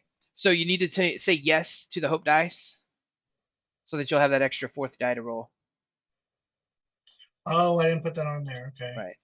So I'm gonna say 0, and with that turned on, yes, hit roll dice, and I haven't tried this before. It should just roll the hope die. Oh, nice. So you've actually got 3 6s. Also, 666. so you're gonna let the one go, or you can use your brink. Now, the way the brinks work, you re-roll the entire dice pool, and you can do that as many times as you want. Like you can use the brink as many times as you want to re-roll the whole dice pool. Now that you've used up your vice, virtue, and moment, but you have to use whatever the brink was in the story as Right. well each time. So right now you would be retaining 3 dice, plus you have the extra for using the hope. Yeah, I'd let the one go Okay. because they might actually be good allies. All right. Okay. So I get narrative control over what they reply, right? Yep. All right. So John and can I dictate how many of them there are? Sure. All right. Well, there's not a whole crowd of them, but there's 5 besides him, so 6 total. He goes over and kind of whispering amongst each other, and they're not idiots. I mean, they're crazy, but they're not idiots. So they realize, like, yeah, our best bet at staying alive is probably here, the only place with lights that they've encountered. So John is begrudging, like, well, all right, I'll take your word for it, but the second things turn, I'm gonna knife you in the back. It's like, I'm sure you will. And so I open the, let them in. Of course, have shotguns and assault rifles because they, of course, they do. From Alabama. Yeah, makes sense. Yeah, and so even if they're not all, John would have smuggled them over. He would have gotten hold of some. So I show them up to like there's a little. It's not the top of the roof, but it's like a little. There's I like don't know what you a call balcony it. there, It's like right? a balustrade or something. Yeah, whatever. A little patio, Yeah. and like two of them can hang out on that patio and keep an eye out, and then I'll show another two to the front of the building where they can sort of protect that, and the John Duke can hang around me, and I'm actually going to bring him down into the binding chamber and explain to him what we just did. One of them, it escaped. I'll explain everything that just happened, and he is going to understand that, but not be sure what to do with that information. Okay. So Jack and Richie. Jack, did you go downstairs with Richie earlier to tell Oliver about Yeah. this group? Okay. So Yeah, are y'all watching this interaction happen with this group from Alabama? Well, for me, it looks like we're starting to get some extra eyes set up around, so I'm feeling a little bit more secure about where we're at. We just saw how the music affected these things, so now I'm kind of sitting down and I am tuning the guitar and getting it to where it's playable. Making sure it's like the straps on good, and I have easy access to it should we need it again. All right. Did y'all follow Oliver back into the inner sanctum with John, or what are y'all doing around the building? Did they? Is the door closed? No, I've set it to where it'll stay open now. Okay, I am like in the It does doorway. not close anymore. This is not happening again. Yeah, I'm in the doorway listening. Okay. Do I lie to him, by the way? Can you hear me lie to him about anything that happened? I think you left out some details, such as the lady being murdered. Leave Denise out of it. He doesn't. Yeah, even leave know Denise out of it, and the nervous man. Well, there's still the What's- empty Oh, he's still toothpaste tube in there. the center of the room. Oh Yeah, I was gonna God. say they're all Okay. Denise, but he's still there. Yeah. His husk is still there. Great, that's gonna look good. All right. So what's the plan? What's happening next? Well, We- that was plan F. I have not got a plan G. So we still need to find where these things are coming from. Dang it, dog. Really wants to just sit in your lap. That's the I spot. want to play. This is a terrible spot to be. He can't even fit. Go away. Thank you. Okay, so we still need to figure out where these things are coming from and find this, I don't know, one of the pillars. I'm gonna step aside with Oliver and ask him exactly what he was looking for in the eyes for signs of infection. So what exactly were you looking for in the eyes? It's blackness. Do you see the darkness that held all the eyes? That starts in our eyes first. Is it like an enlarged pupil, or is like the whole iris turned black? Or... It's just dark. It's darker than anything from this world. So it's instantly recognizable. Oh, you'll see it. You'll know exactly what it is. Uh, And if did you anyone, happen? if you spot anyone and their eyes are entirely dark, they're moments away. How well did you get a look at the eyes of all the people that just came in? Oh, I checked their eyes. Okay, so they're all good. They're all fine. Okay. So how much do you want to let them in on what our plan is as far as trying to find another infected and bring them in here? Well, have we got a plan? I mean, we could look for a monument. but I don't know where they'd be. We could try to catch another unfortunate soul. Have you seen anyone nearby? I don't think there's anyone around right now. So beyond that, we've got to venture out. And I don't know how willing they are to follow, considering this is their first reprieve in all this time. Well, we know that music affects them. We know that lights affect them. How is your light suit? You think you still got a good amount of juice on that? They're LEDs, they'll last the night easily. Okay. Light and sound seem to affect them pretty well. So we obviously at least have some things to our advantage. Does anyone have a plan on how we can use those two things to maybe get close enough to capture one of these? Well, the sound thing's very interesting. I hadn't thought of that before. We should certainly test the sound system of our little car we've acquired here. Perhaps it has Right. it's quite loud. It could scare them off should they come for us if we're out scouting. Okay. If we're out looking for one, do we want to scare them off? No, we certainly don't. But a I guess much nastier one may find us. yeah, Right? We can't ensnare the nasty ones. That's why it has to Right. be a human who hasn't turned yet. Once Right. they're And I can't control. so we need to find a possessed human, basically. Someone who's in the early stages. Yeah. right. And so we've kind of got to put ourselves in a vulnerable spot to go catch one of these things, but we know how to recommand control should we need to through lights and sound. Or as I said, find their monoliths.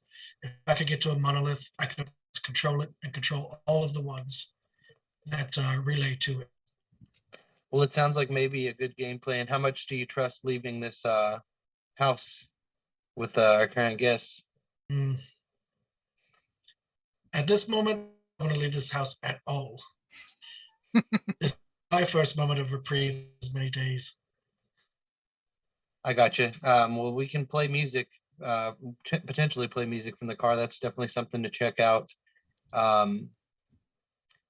I'm thinking we didn't see anything from upstairs, so maybe the car is another form to go navigate and look for these monoliths. I feel a little bit more comfortable going out now that I know about the sound and the light. So If you guys want, even I can just go take a look. at this point, you'll hear another very large, booming crash sound, similar to what you heard earlier at the subway station. It shakes the ground, shakes the whole neighborhood. I run back up to the top, to the balcony to look out. Or I guess I didn't go up with you guys necessarily. Were you guys on the balcony? Having this conversation, Yeah. no, I would be down in like the little area where we have the car. It's right outside the door to the basement. Next to the black and orange gate. Yeah. Okay. So after the boom, I run up to the top of the building to look out. Yeah, I'll follow. All right. So Jack, do a dice roll, and we will discuss who sees what.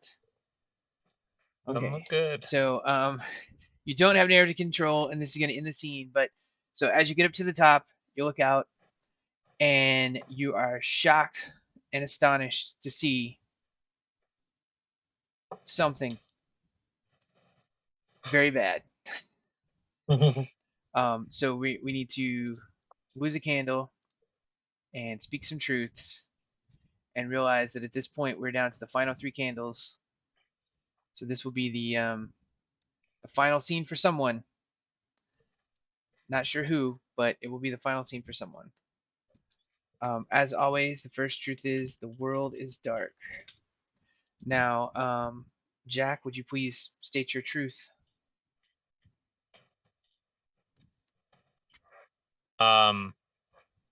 I see yet another Yeah, I'm gonna say I see another black eye tornado. Is this when you say you see it, you're on this roof, right? So is it like Yeah, massive it's that you're able to see it, or is it like you see a little one wisping along the road? it's bigger. It is.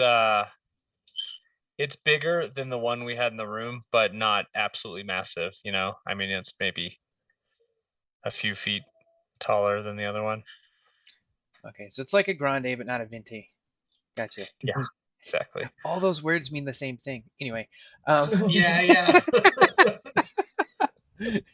all right, Richie, please speak your truth. Oh well, But yeah, I'm typing it right Jack, drop that in. That's one of like Gabriella's rants. Venti Grande is all same. And Starbucks, they don't understand Italian. I found a picture of her too. I'm sharing it on the stream as we were talking about her. So that was we spot another eye tornado. So Richie, what is please speak your truth. Okay. I wrote out the bright beam of the house goes out and we're left in darkness. Ooh, that sucks. Man, that is hardcore. He said it's coming to an end. Indeed. All right, Oliver, our third and final truth.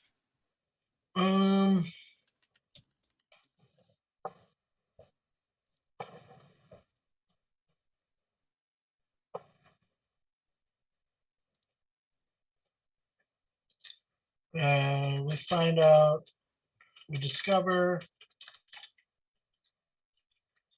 that fire is also a useful weapon against them.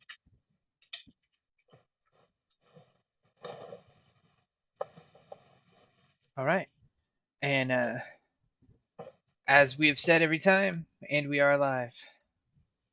now. We are alive! We're alive! All right, so the beam's gone out. There's at least one more tornado of eyes nearby. And the John comes up and he's like, "Hey, it just got dark in here, y'all. What the heck?" And they've got their torches and the shotguns and whatever. And you notice that on the end of one of the torches, there's some like remnants of eyes stuck to it. And John's like, "You better arm yourself. We were trying to shoot them, but it's a tornado. That don't work unless you're in Florida." And so he's waving his torch around. He's like, "This'll work. This'll work pretty good." And he passes you guys each a torch as well. Have I got a torch? He gave you one. Right, is Gabriella nearby? And she's still up on the balcony smoking her continuously just smoking and just ugh. All right. Yeah. Well, I don't know how to operate the generator, but I know she does, so I'm gonna go find her. Like, Gabriella, whatever you're doing, woman, drop it now. We need the generators back on stat. And like, I know we're to it. And she's still lighting another cigarette. And once she realizes that her cappuccino machine is not going to work now, she double taps towards the generator. All right, so is anybody gonna follow her to the generator room? I mean, I'm with her. Okay, so let's go ahead and roll the dice, and we'll see where the narrative takes us next. Nice. All right, so you get to the generator room, and she's still smoking, and which seems not exactly safe. But she's like, "What? We're here," and just kicks the final gas can over, and you can see it's empty, or out of fuel. It's been 10 days of Cool. darkness. The generator's been running strong for 10 days. Oh yeah, Used up all the resources. And then so she just kind of looks at you, does this like cocks her eye the way she does and heads back up to her favorite spot on the balcony to continue smoking. Well, we're fucked. And I'll come back out and I'll go to where the guys are and let them all know. So we've run out of gas. That's bye-bye to the lights. Yeah. That seems like a good time to set our plan in motion. Get in the Right. car To the car then. with the music. I don't know if we can take on that larger eye tornado. Well, when I left Yeah, the I gas would- room, I did like try to grab. I did grab one gas can. I would assume that we're having this conversation kind of in private too, because these other people start hearing we're about to leave in a car, there's gonna be problems. True. Maybe they do over here. Just man. So I'll go over and tell him. Right. Here's the deal, John. You're welcome to stay, but we're out of gas. We're off to fetch some more. You can come along, but there's not much room in the car. You can go look for gas yourself. You're welcome to stay. As I said, you're welcome to stay. But yeah, that's what we desperately need fuel. I'm calling shotgun right now to guarantee my place in a car. All right, so go ahead and roll. Let's see. So Oliver, you're the one talking to John in his group, right? Yeah. So go ahead and roll the dice. Wow. Dang. 3 successes against my 3 successes, and you retain narrative control. So please continue. Okay, so John says that they're gonna stay and like guard the place as best as they can.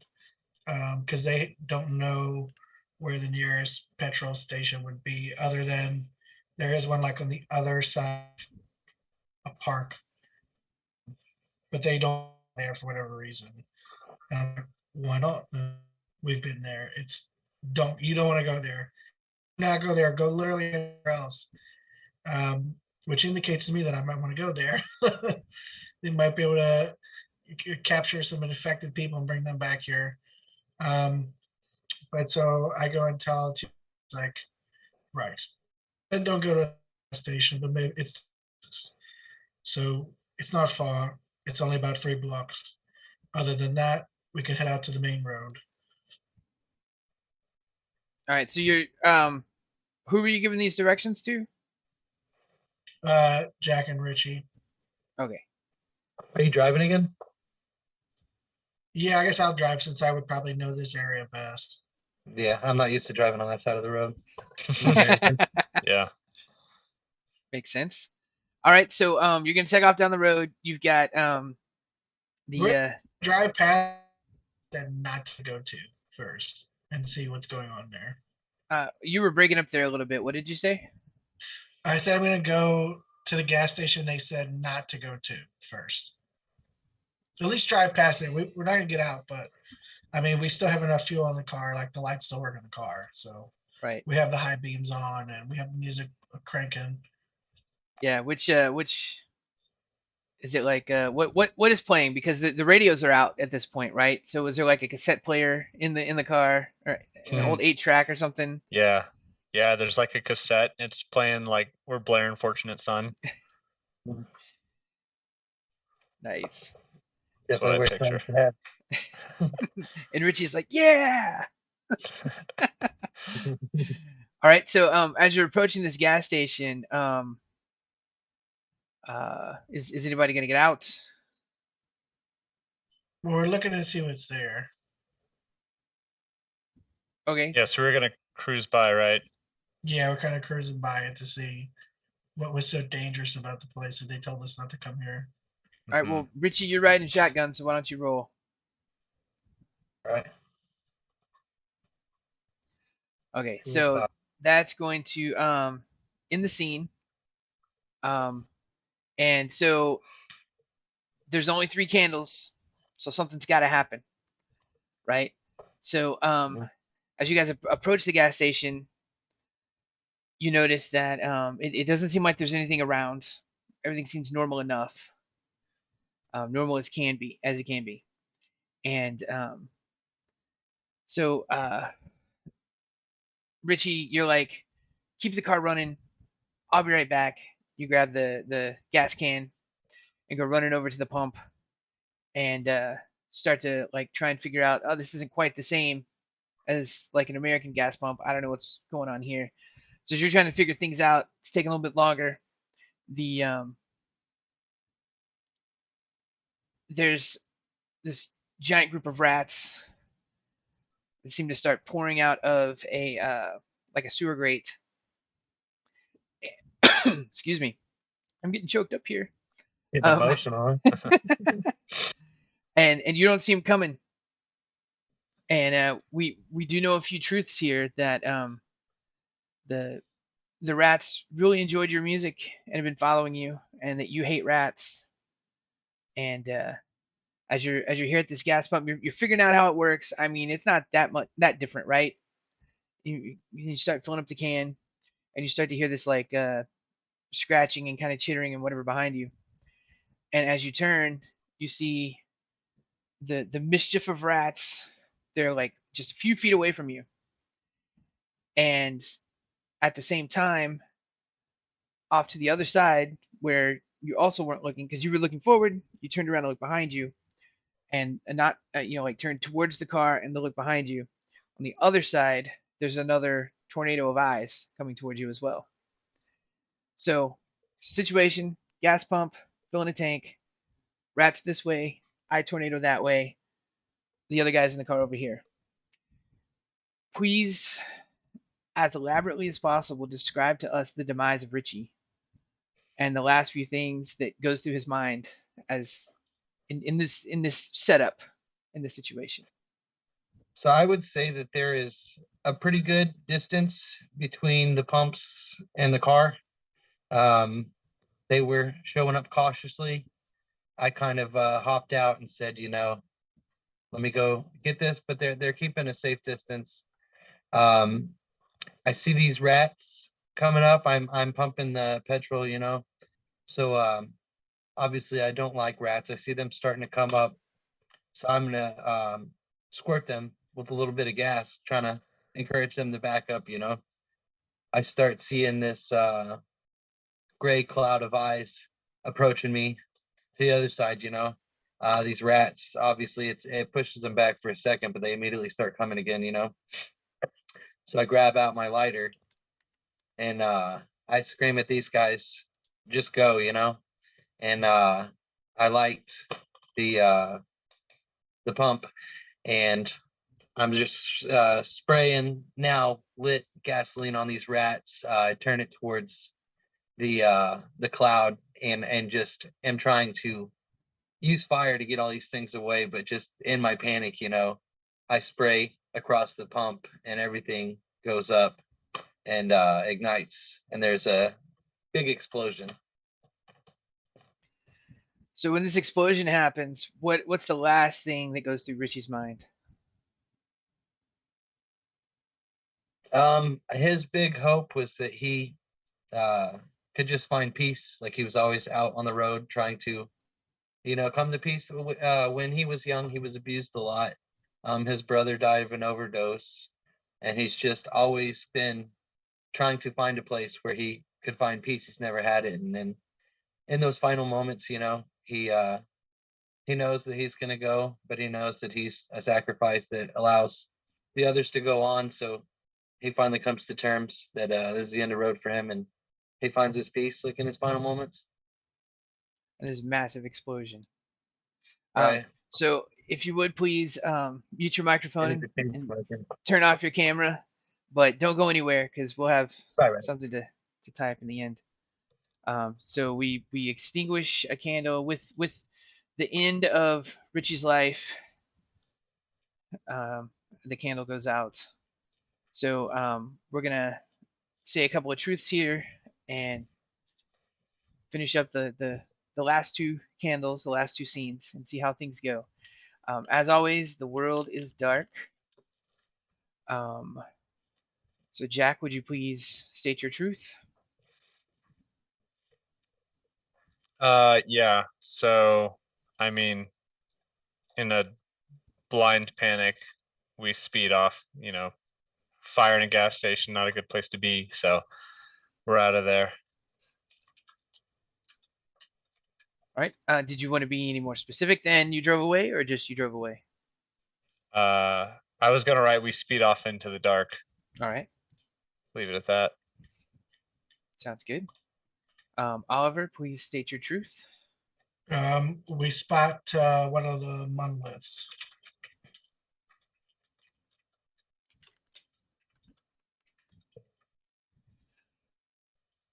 All right. And for those still with us, you can say, "And we are alive." And we And are we alive. are alive. All right. So you've just seen the the American guy with the guitar that figured out sound effect of these things go up in this massive ball of flames, and there's rat guts and This is what he looked like when he died. there's rat guts and tornado eyeballs exploded everywhere. As you're pulling away, you hit the windshield wipers and it's wiping some goop off the front. Maybe his hand landed on there too as you're pulling off. So what's going on? What's going down? You've spotted the monolith. Are you headed towards it? Yeah, once I see it, I'll tell Jack. That should be one of them. Given that we're in this awful predicament right now, our best bet is to approach it and see if I can decipher what they're all about. Yeah, Jack is kind of losing it at this point. Giant explosion, seeing someone blow up like that, plus everything that's been happening all day. He's pretty shooken up. So just kind of like whenever you say we need to go decipher this monolith, he just like does this thing, like 1,000-yard stare. Not really saying much. Needs some time to get to grips with what's happening. All right. So you're driving towards the monolith. Is there anything else going on along the sides of the road as you're passing? And as far, I mean, I'm focused on that, so I don't know any of that. I just see where it is in the middle of like a little mini park, and less impressive than you would think they are. These monoliths. It's kind of a baby lift. Baby lift. Yeah. All right. So So I'm gonna drive as close to it as I possibly can. Like if I can just drive right up to it, I'm gonna do that. Like hop a Alright. curb and drive right up to it. So you're Yeah. pulling up to it, and you can see like from the view of the car that the light from the headlights are spilling out across the little park, and they keep getting narrow and narrow as you get close to the monolith, to the point where you're so close to it, there's just two round beams of light Yeah, it's on like the monolith, it not absorbs even the light. spreading past it. So are you getting out of the car? What's next? It's like sucking all the light. Yeah, so I get out the car and I approach the thing, and I mean, I could still see the surface of it a little bit, but like you said, like it's just absorbing all the light. It's sucking all the light in. Yeah, But I can touch it. even from your LED coat, all the light, it's only spilling towards the monolith. It's Yeah, completely darkness yeah. behind you. Yeah. And I can see enough to see that I do not know the language that's on it. I've never seen these signs before. And the one book that described these things, but it didn't have they didn't have a codex of their alphabet or of their language or anything like that. It just had like a picture of these same signs and symbols. So I don't know what it says, but I can see that there's some patterns in it. Some of the symbols reoccur, Okay. almost like it's one thing just said a million times all over it. Okay. So as you've gotten out and you're studying this, Jack, what are you doing? Yeah, I actually am just getting out as well, like still kind of dazed. walking a circle around the monolith to see if there's anything on the other side. I've got like a little candle with me. And so I look out at the other side of the monolith to see if there's anything different, if there's like a front to it, and we're like looking at the back or something. All right. Do you want to roll some dice? Sure.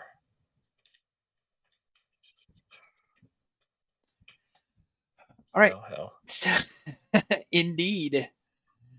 So you make your way around the backside, and you're holding this dark candle, and you notice that the light, much like Oliver's coat, it's only spilling in the direction towards the monolith.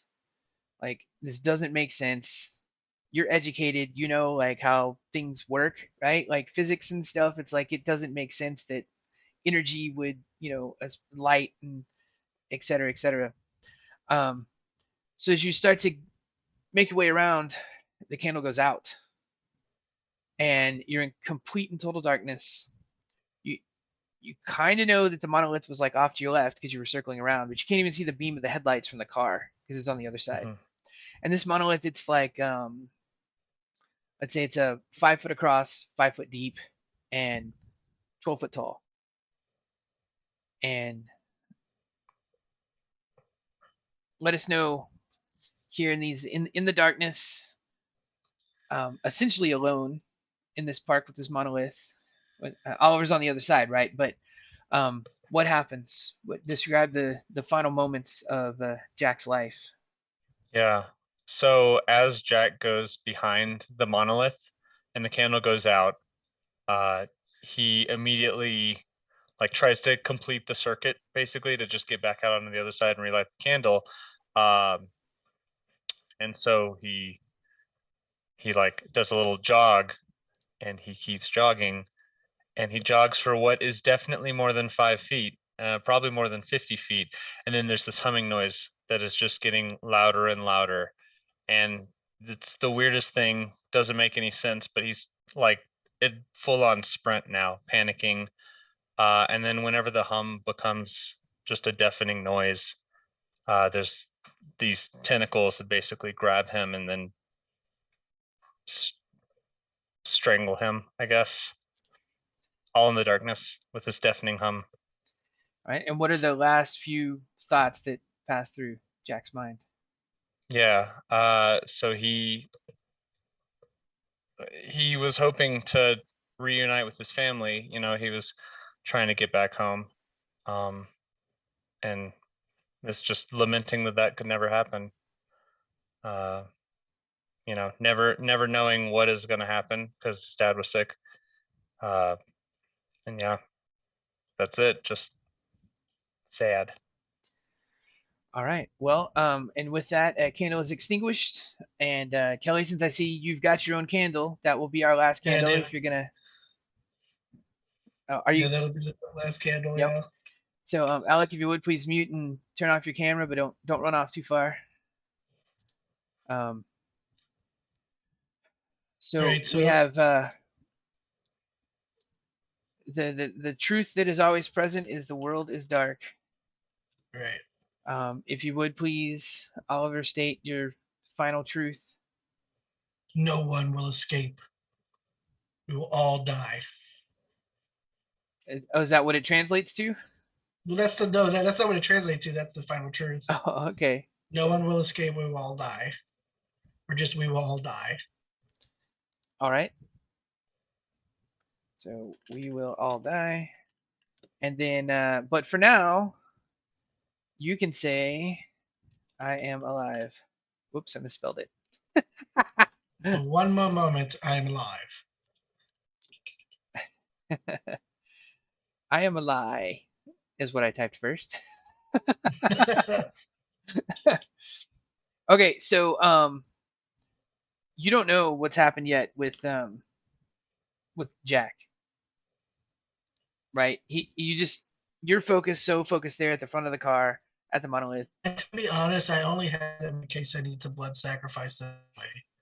Like both of these guys, they just blood sacrifices should that have been required. So I'm not too worried about that anyway. Thank you for your honesty. Yeah. So what's happening here? So in feeling these glyphs and getting an idea of their repetition, this reminds me of similar doors that I have actually physically encountered before. This is a door pattern. I think this thing is a port. And I touch what I think would be a sort of a doorknob to it. And I say, well, Latin works pretty much everywhere. Intro.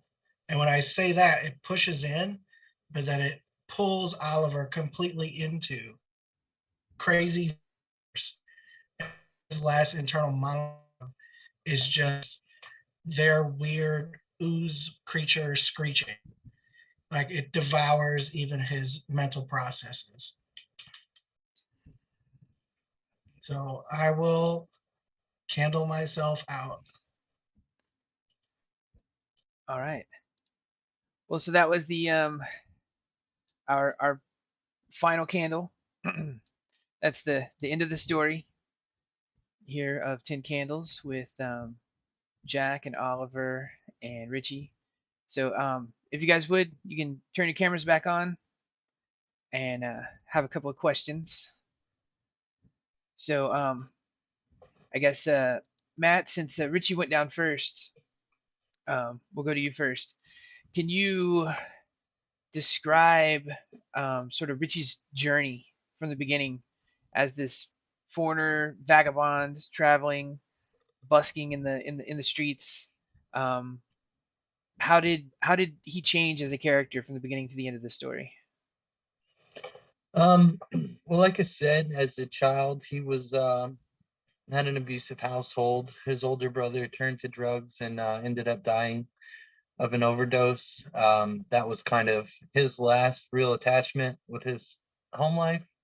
Um, he started kind of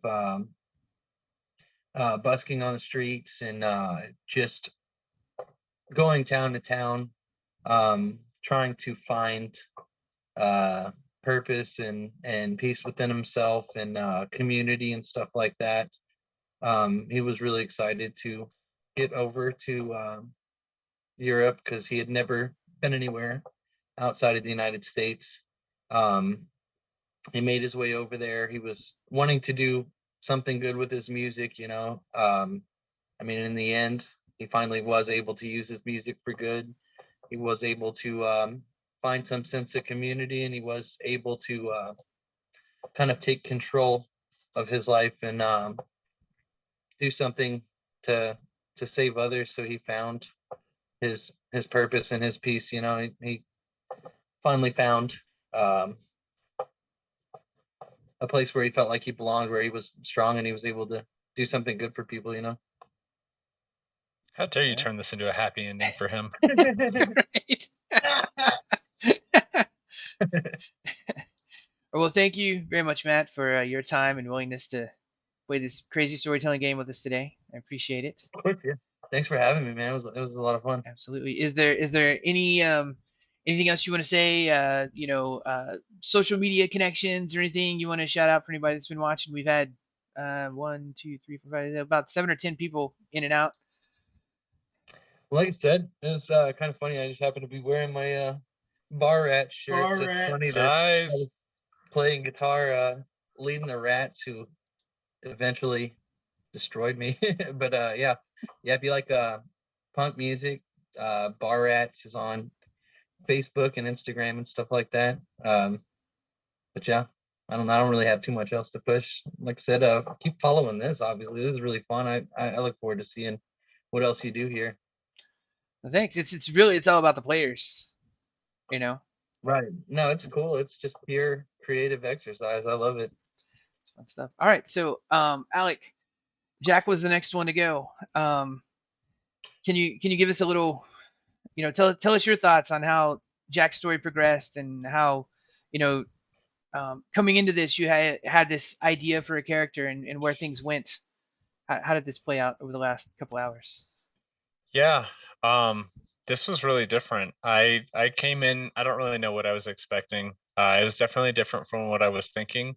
And then the adding the vices and virtues added some unexpected complexity to things. I would say that Jack's journey, I guess, being 21, you kind of have that feeling of invulnerability, that nothing bad will happen to you. And so the main thing that I noticed is that illusion sort of shattered during this story. Starting off not really worried, but then how quickly that fell apart, and then he just vanished into nothing essentially.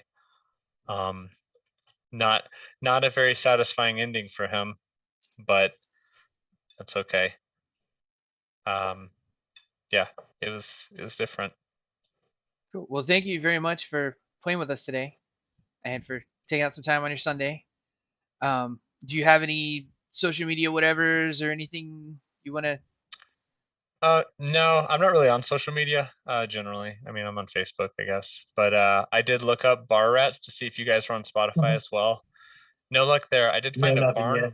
There's a Barn Rats. Not quite the It's same. a podcast. I just realized it's a podcast too, so that's even more disappointing. But yeah, no, thanks for having me.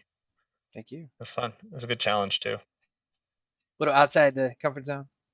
Yeah. All right, and Kelly, if you could please tell us, as Matt said early on, it sounded like you had some pretty good ideas about what we were going into. Obviously, you played last year, and you've watched some of the other streams and the other like more professional playthroughs of the game, right? You had some. Well, you sucked me into this rabbit hole a year ago. No, it's been a really awesome and crazy journey because so the backstory here is that Jeremy invited to play this game with them last year around Halloween. And that character very different from the character I played today. He was a lot more similar to y'all's characters today, where he's a younger person, very much interested in being a heroic protagonist. Was really his primary motivation was to save his sister who had gone missing. And he was someone who was like pretty unsure about himself and his life, and this was like his chance to step up and be a hero and do the right thing. And he tried to save everyone. Like he was a pathological hero. Similar to this character, though, he did die last, just like this character did. This character, way, way, way more like his whole thing is he's totally arrogant. Like this guy has a god complex. He doesn't think these creatures could possibly beat him. So, like in the end, when he's going into that portal, he's thinking, "Well, I'm just going to learn more about them." He doesn't realize it's going to like rip him apart completely, you know. So it's to play two totally different characters. Plus, his character was OP, and I was aware of that. Like, I'm making an overpowered character, but I wanted to see how that would affect the story playing dynamic because before it was just like a dude with a baseball, and now like someone who has like met multiple demons and isn't really too outwardly scared, though inwardly he's starting to realize like, oh, I finally like actually met my match with whatever these things are. But yeah, because I played this game with Jeremy, I got sucked into the whole tabletop role playing thing because I realized that it's this amazing way to do improv where it isn't comedy based necessarily. Like you still have comedy because I've done all that like in person where you do in person improv, but this you can directly control the narrative with other people. So it was a lot more fun and interesting medium. And so after I did that and like got hooked, then I started watching a lot of professional playthroughs. I got hooked into vampire. Finally, I found a vampire group and been doing that for the last couple months and just love it. Just ran my first game this past Halloween, and Jeremy was part of it. You go look back through his videos. I think is it still up? It might still be up. It should be. Did you ever post it on your YouTube? Yeah, I'll put it up eventually. I downloaded it, but I didn't upload it quite yet. But yeah, so we got to play that. We'll do a continuation of that for Christmas. You're free to stream that. Hopefully, we'll get one that you can stream for that too, and you can stream that here. That'll be fun. Well, thank you for your willingness to play again, right? I think you're the Oh only yeah, I had a great time. you're the only person that had played it before with everybody I've asked so far, right? This is the 5th or 6th game I've run now since like the week before October, and it's interesting because it's been people I know, right? We all have different connections, right? Like I said, I met Alec through a D&D group I played in like a decade ago. I met Matt at a Epic Death concert, um, and seen him play. You know, known Kelly for several years. We met in an online community, and it's interesting because the way the story kind of starts out, it's strangers coming together in a situation too, right? So having actual strangers in real life, you know, it kind of adds that additional anxiety that it might actually add in if this was a real situation. So, Right. I mean, I kind of get a kick out of that. Um, and you know, some of the other groups I played with, it was like, you know, a coworker and like there was a couple from Canada and like one of their friends. So there were like different connections within the groups and stuff like that too.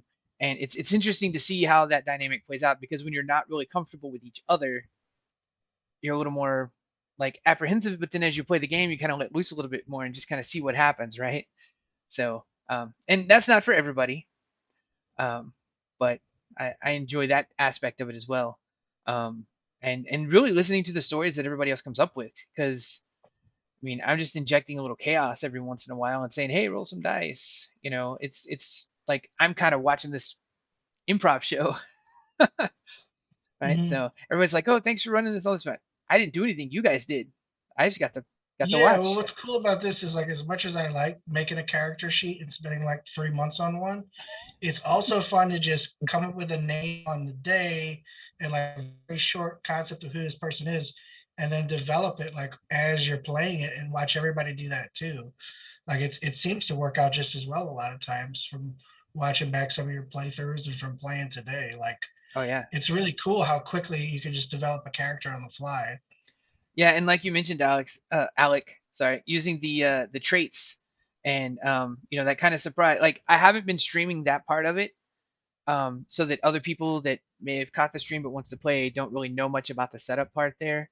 But that you know you come into it with this idea of your character, but then there's other influences from the other players too, right? And that's a lot of fun, I think, as well, because it kind of you might have had this like plan and idea, but now you end up with a trait that sort of adjusts that a little bit, which is kind of fun too.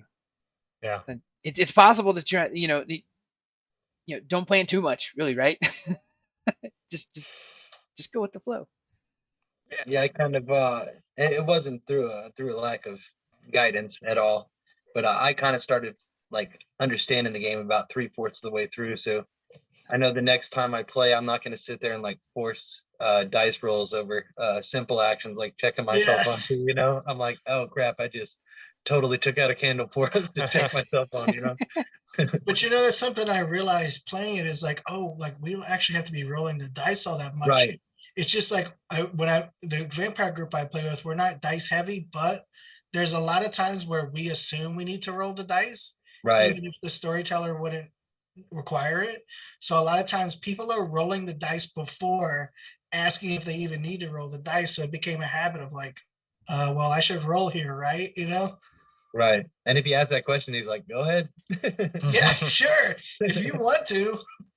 Right? Yeah, that's one thing that I learned over the years, especially running a D&D game, is never tell the players no. You can say yes, Right. but don't Yeah. say no.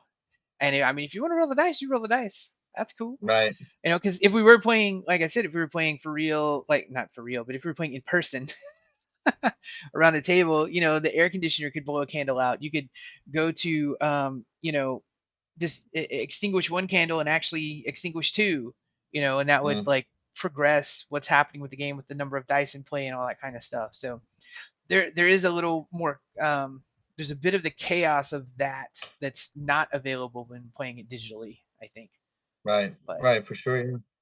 Yeah. so I Let's, do have a survey that I would ask that y'all would fill out for me. It's got some questions about the site, how I run the game, and some other things, if you don't mind.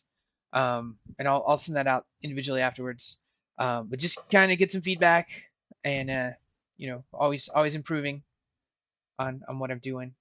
And there's some other questions in there like, are you interested in trying out other things that may come up in the future? And I have actually had some players say yes, some say no, some say I'd be interested to watch but not be involved, and nothing's gonna hurt my feelings. Um, but so, does anybody have any parting thoughts here before we end the stream? I mean, I'm definitely going to go check out some more of these games online. I know that Kelly posted one Yeah, of the check out the professional playlist games. of 10 Candles, but also like look at some of their other playthroughs. Like, cause that's how I found that there's an official playthrough of Vampire, which I've been interested in for a while. And then I got hooked on that and I was like, well, I have to play. So you could find some other game that way where it's like, oh, whoa, I've never heard of this. And then you're like, I have to run it. Like I have to do it. Right. Yeah. That's straight to VHS. I'm gonna go check that out too. That sounds really awesome. Yeah, I did the version I did is super nice because they kind of made it too complicated. The main things I took from that was the list of tropes, the list of gimmicks, and then the script change mechanic and the montage mechanic were really fun. But I mean, there's a lot in there that's like a great idea. I Right. just wanted something where it was already somewhat simple to start with, and that's Right. definitely more simple than like Vampire is, but it was still too complicated for what we did, so I pared it down even more, you know? Right. Yeah. No, that sounds like a good way to go. I love how simple this game is. You know how it's Yeah, everybody just working together to tell the story, and you know yeah, how it's gonna end. You know. And even if you don't think you're good at improv or role play, you're playing off the other people, and it still like works it out. Right. Yeah. No, it was a lot of fun, man. I really appreciate the invite. I enjoyed meeting you guys. Yeah, and it good to is meet you nice to too. meet y'all. Good to meet you. So wait, Jeremy, Glad to is have you. it too early to start pushing Kyber wolves psychologically onto people? We'll have to talk about it. There's so The answer no. well so what Kelly's referencing. So I don't know how much you guys know about AI image generation. So there's like Midjourney and Stable Diffusion and Crayon and all these different ways that you can access now that AI can generate images for you. And we both got kind of into it. I've actually got Stable Diffusion installed on my laptop and all this kind of stuff. But we were trying out all these different like just crazy concepts just to see what images would be generated. And one of them I put in was cyberpunk werewolves and like neon lights and all this kind of stuff, right? And got some pretty cool looking images. And Kelly was putting in like flooded New Orleans, like I like futuristic submerged New Orleans, cyberpunk. like New Yeah, Orleans underwater. Yeah. there's all these like bright neon colors, but like all the buildings are half underwater and everything. And I kind of layered the two together and just did like a little like video with some random like synth way, whatever. So we uh, want to do a very ad hoc pickup version of that scenario, yeah, as if that was but like a it would real be RPG. a long form play out where you guys get to design a wolf, a Kyber wolf, Florida, partially underwater, Gulf Coast, mostly New Orleans. Yeah, that is our premise. Trying to enlist as many wolves into the pack as we can. Into the digital pack. Yeah, Yeah, so there's who knows what may happen in the future, right? So but part of that feedback is asking, if you enjoyed yourself and like sort of what was your favorite scene, like something happened in the game that you really liked, stuff like that. And if you'd like to know more as more things happen in the future, playing other stuff. But so I am going to, we still have a few people hanging on here on the stream. I'm going to raid a channel I just found. oh They're nice. 50 minutes It's a in. raid. It's a raid. They're playing Blade Runner, tabletop RPG. This is their episode 6. Their channel name is Guild Superior. It says we're a group of adventurers from Lake Superior's North Shore. We run Dungeons and Dragons actual play sessions in Greyhawk and other tabletop RPG worlds. So they've been playing for just about an hour. There's 5 people. They've got a couple of like overlays and stuff going on too. It's pretty cool. And I mean, I freaking love Blade Runner as a movie and world and everything. And Oh, Bob was here. Hi, Bob. yeah, Bob was in. So we're gonna raid over there. Probably there we go. Okay, and then I copy the name correctly. Guild Superior makes sense. Lake Superior, Guild Superior. I like that. That's cool. And I did just recently become affiliate. I don't have any emotes yet or anything, but if you're in the chat, and you're going with us on the raid. Say some kind of raid message. Make it up as we go, and we're gonna hit that raid. And thanks everybody for hanging out. Talk to you next time. Thanks, guys. See you guys. Thanks. Okay.